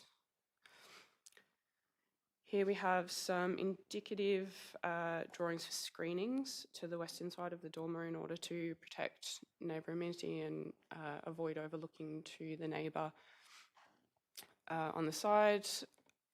This is proposed to be secured by conditions, so this is just an indicative SketchUp which could be discharged as a condition later to ensure that it is appropriate and adequately protects that privacy for the rear garden of the neighbour.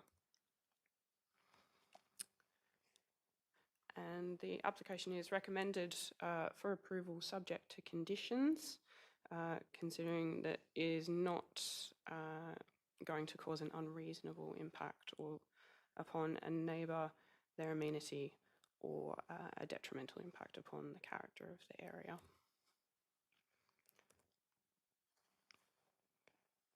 Thank you.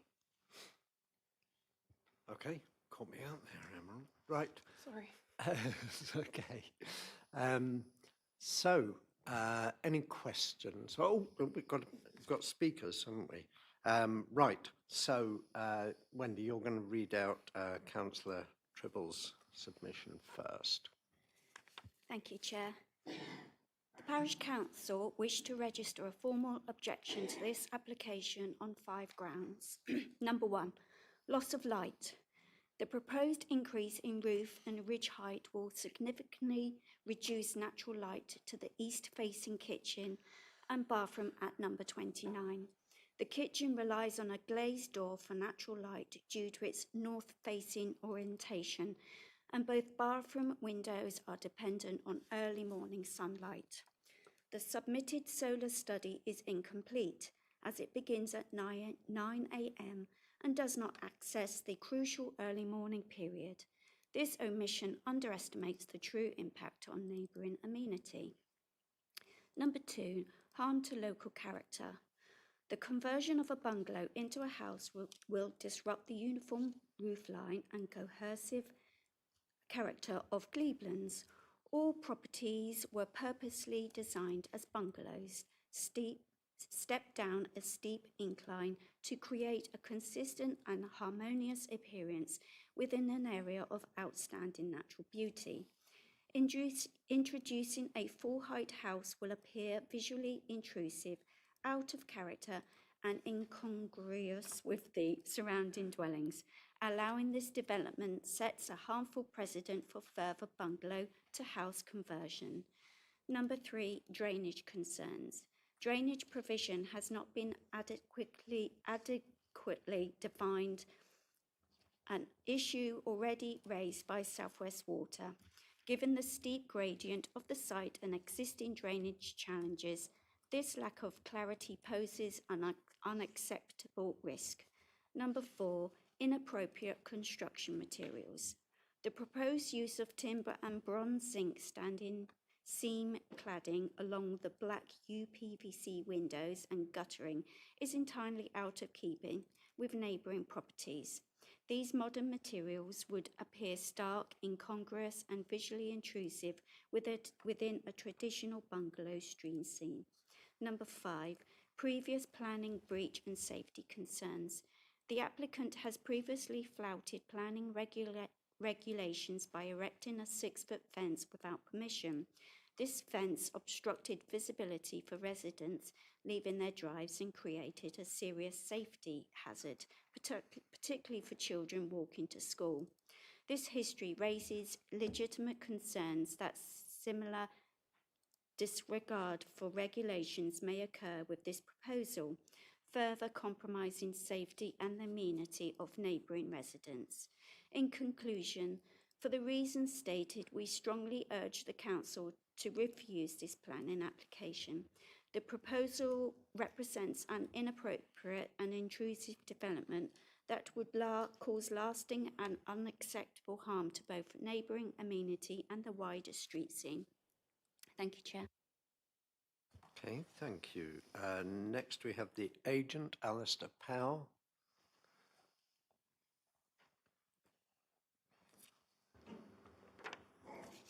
Thank you, Chair. Members of the committee, my name is Alistair Powell. I'm the agent and the architect on behalf of Beverly Raw, the applicant. The project has a deep the applicant has a deep sentimental attachment to the property. She inherited the home from her late parents and plans to adapt it so she can live there safely and with dignity, accommodating her complex health needs.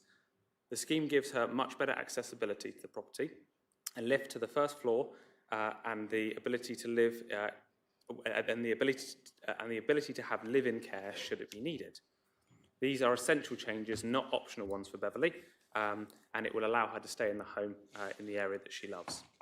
The design has been kept modest as possible. The ridge height is raised by only 1 metre and still sits well below the ridge of number 30. The step form of the street is kept intact and the character of the road is not harmed. A supporting viewpoint analysis has been submitted and the officer's report is clear that the height remains in keeping with the street. There's been a worry about loss of light and we took this very seriously and provided a daylighting study as part of the original submission. We've had objections from the parish and from the ward councillor, and so therefore we provided further solar studies that extend the hours to 7 in the morning, the hours most sensitive to the neighbour. These show that the extra shadow cast is minimal and has almost no impact on the neighbouring property. The planning officers have confirmed that this proposal does not create any unreasonable loss of daylight. Privacy has also been raised as a concern. There are no side windows to the new rooms, and the dormers only face the rear. We've gone further and added privacy screening to the rear panes to protect the privacy of the gardens to number 30. The installation of these is being secured through a condition. On the materials, we've kept the main design language consistent with the street scene, retaining the brick and the roofing tile. A small quantity of natural timber is proposed to the entrance to bring an enhanced element of quality. The material on the dormers to the rear is a muted red/brown tone, echoing the earthy tones of the countryside setting, set on the rear of the house where it's not seen from Gleeblands. If the committee prefers a different finish, that can be set by condition without changing the main nature of the proposal. There is a precedent for adding an additional story to a bungalow only 3 houses away. This was noted on some of the correspondence being in excess of 100 metres away. Measured line to line, or measured on paper, it's 39 metres between the houses, 3 houses away. The main difference, however, with our application compared to this application is that we plan to retain the bungalow aesthetic. It is not meant to look like a house. This is meant to look like a bungalow with a small room in the roof. Planning officers have confirmed that the design fits within the local plan and the neighbourhood plan. As part of the application, we have submitted almost 50 pages of design information, including drawings and supporting statements. An extensive amount of time has been taken to ensure the design is well considered, and the comments from the parish and ward councillor have been understood and addressed. A refusal, from our perspective, will be hard to defend when the principle of the development is justified. The impacts are very limited and the concerns raised are subjective. The planning department has given clear support, and I ask the committee to approve the application to allow any final detail points to be reserved or resolved by condition, giving Beverley the chance to remain in her home. Thank you. Thank you very much. Okay. Councillor Burrup. Thank you, Chair. Once again, the parish and ward member are both at odds with the officers. The primary, I agree in entirety with the matters that were read out by Wendy on behalf of Councillor Susan Tribble. So I won't repeat all of those. However, the street scene, which was not addressed by the agent when he put his points just now, the street scene is beyond question going to be affected by this development. The precedent of the development at number 26 Gleeblands is round the corner, hidden from this street scene. It does not bear any resemblance to this street scene, and it doesn't impact this street scene. The street scene that the parish council and myself are both concerned with is the entranceway to Gleeblands, which is a row on both sides of similarly proportioned, almost identical bungalows. And we're going to raise the roof on one which the officer herself said was right in the middle of a row of residential houses. Right, so we're going to change that street scene, beyond question. We're going to raise the roof by 1 metre. Yes, it's below the level of the ridge height of number 30. That doesn't matter. It's going to stand out like a dog's bits. So please be aware that the primary reason for rejecting this, from my perspective, would be the impact on the street scene, which has not been addressed by anybody yet. The second objection is the loss of light to what is number 30. In fact, in Councillor Tribble's presentation that was read out by Wendy, she wrongly said a loss of light to number 29. Number 29 is, of course, the applicant. But the loss of light to number 30 is material. It is not insignificant. Raising the roof of a neighbouring eaves by 1 metre when you have light, which has been, I've circulated pictures to this committee to show the light that comes over the roof at the moment into the rooms of number 30 at dawn during winter, and that light will be lost, and that is very significant and impactful to the neighbours at number 30 who have objected to this application. Our neighbourhood plan, which isn't welcomed in it, is not often referred to by officers. Does not, so it says we will not accept development under HQD1 policy. We would not accept a development which does not incorporate a sense of place. That is referring to the street scene. Ridge heights should be kept in keeping with neighbouring policies, says the neighbourhood plan. It does not contribute to a loss of light, says the neighbourhood plan. That they protect the amenity of the neighbouring properties, says the neighbourhood plan. We were asked a long time ago to put a neighbourhood plan in place because we couldn't effectively defend applications, in some cases much more serious applications than this, from planning committee. And we've done that, and actually I'm getting sick and tired of it not being applied appropriately. This neighbourhood plan is a made neighbourhood plan voted on by the residents of Newton Poppleford. Please take it seriously. Do not brush it under the carpet and say, well, on balance, I think we could get away with this. No, that's not what the ward is wanting. That is not what the parish council are wanting. This is destroying the amenity of a neighbour. This is affecting the street scene. Okay? So, in conclusion, officers have said, on balance, approve. I'm asking, on balance, reject. Thank you. Thank you, Councillor Barrett. Okay, questions, committee? No? All satisfied? In that case, we can move on to debate. Councillor Barlow. Thank you, Chair. I have great sympathy with the ward member for Newton Poppleford. We did an equal plan in my town.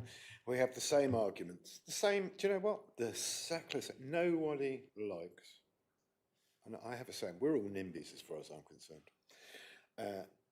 And I don't think there's anything to be ashamed of. You try and protect the bit that you think is important to you, and that's your bit that you see every day.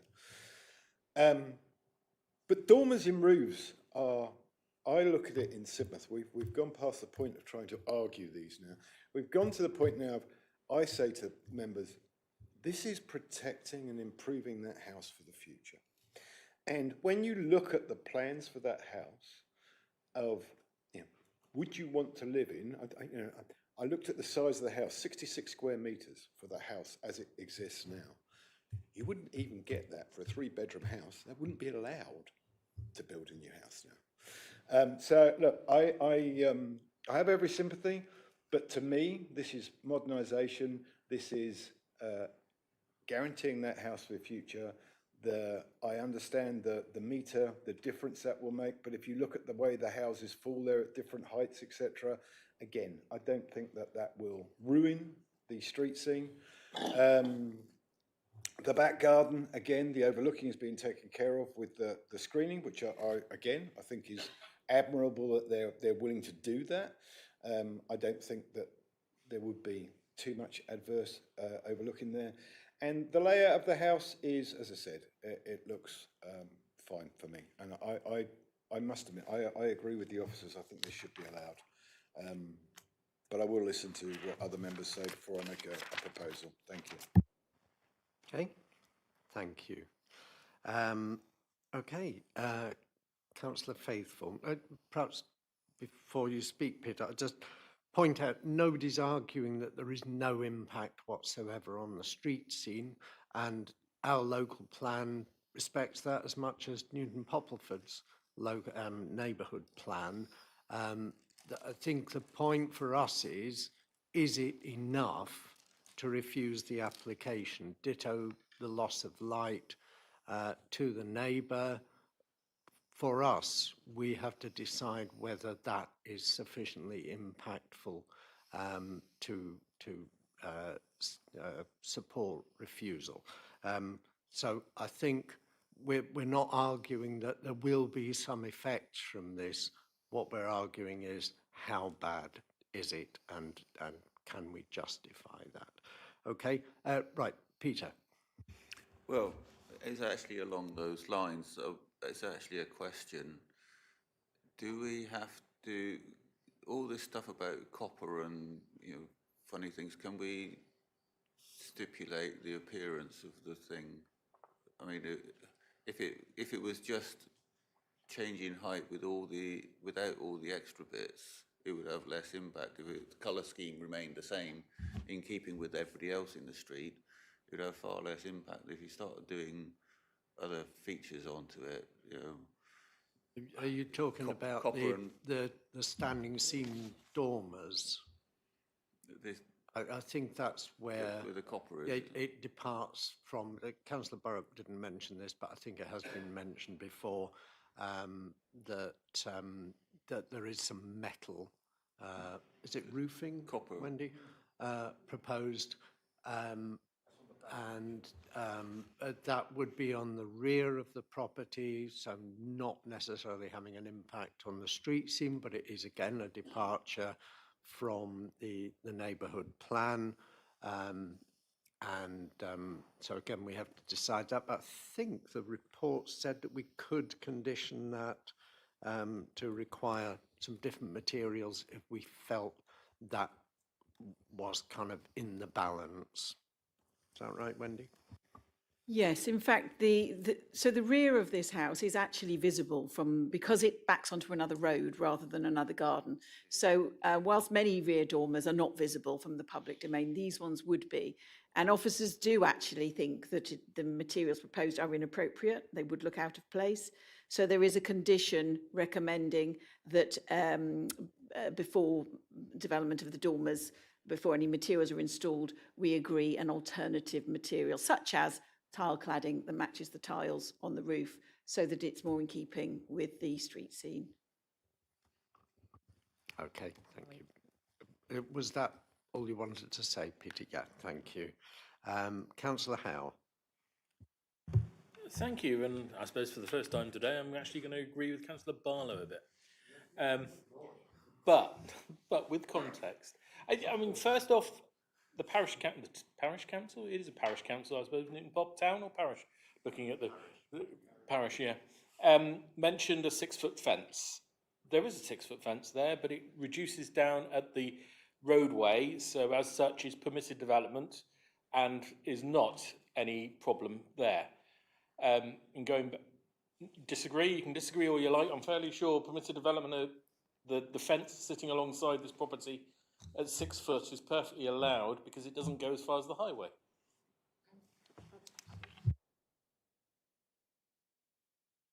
Yes.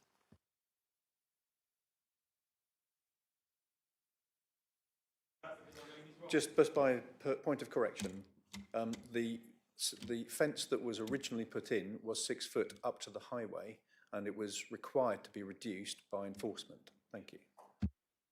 Well, yeah, exactly. I'm pleased to hear that enforcement did act on that occasion.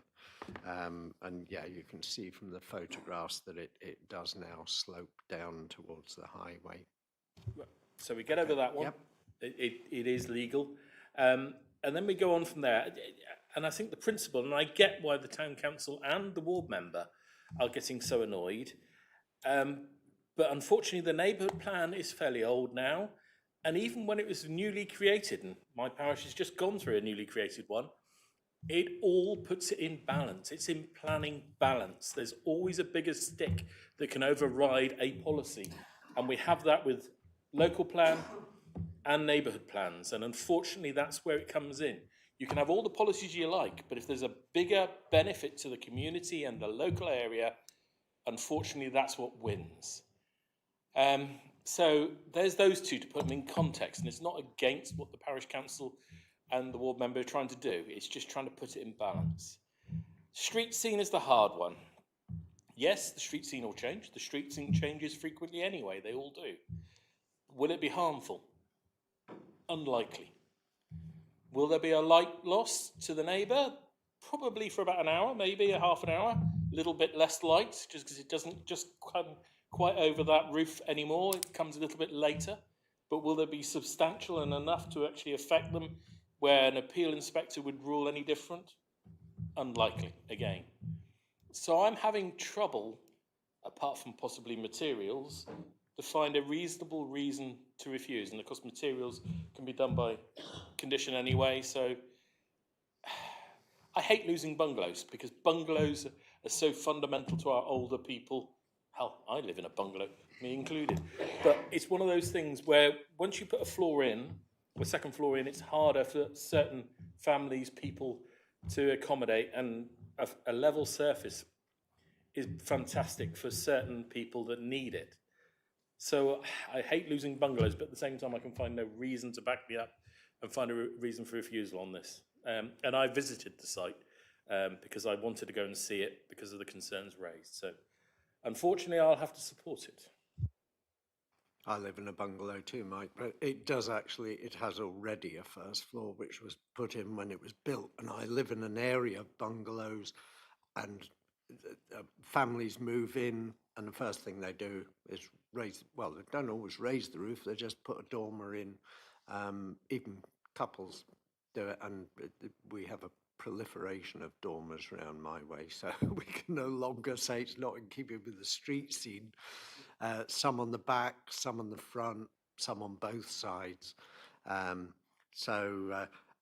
in this case, the dormers are quite modest actually, and only on the back. I mean, a lot of the houses around my way are full-length, flat-roof dormers that go right along. So we could argue that in some way they have respected the sort of the local plan, the neighbourhood plan, in proposing two fairly modest dormers on the back and not on the street scene, although I appreciate there's a road on the back as well, so that there is a kind of street scene there, but then there's a garden in between, isn't there? So it's not facing directly onto that street. Okay, any further members wishing to speak? Oh, sorry, Eileen. Oh, I did have you down. Thanks, Chair.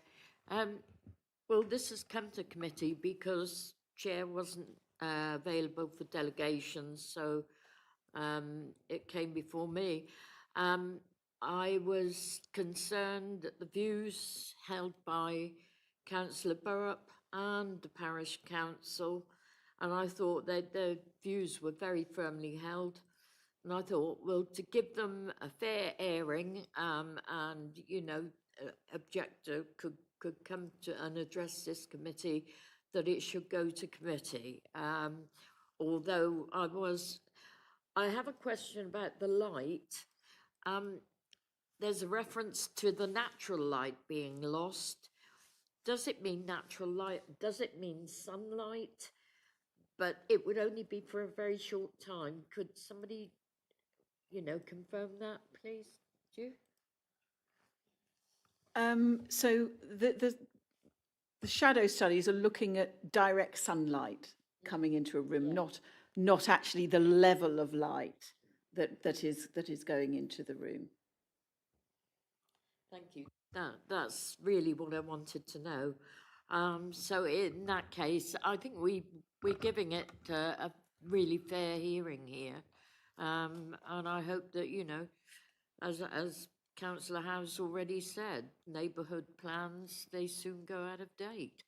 But anyway, I'm minded to go for approval of this.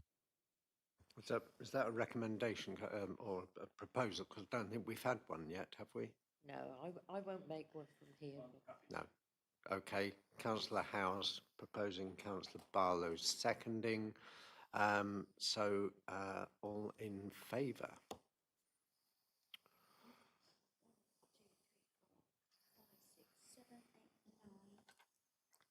Against and abstaining? Just one, I think. Yeah. Okay. Right. I think that brings our morning session to an end. You going to say anything about lunch? Yes. So, can I just remind members attending that lunch is provided for the committee members, although if any ward members who've come to speak on applications wish to join us, they'd be very welcome. We did have a situation recently where our planning solicitor arrived to come and share in lunch and there wasn't much left. FHB, isn't it? Family hold back. We will now meet in the members' room. We will be back at 1:30, so we have just over 50 minutes for lunch. Thank you all.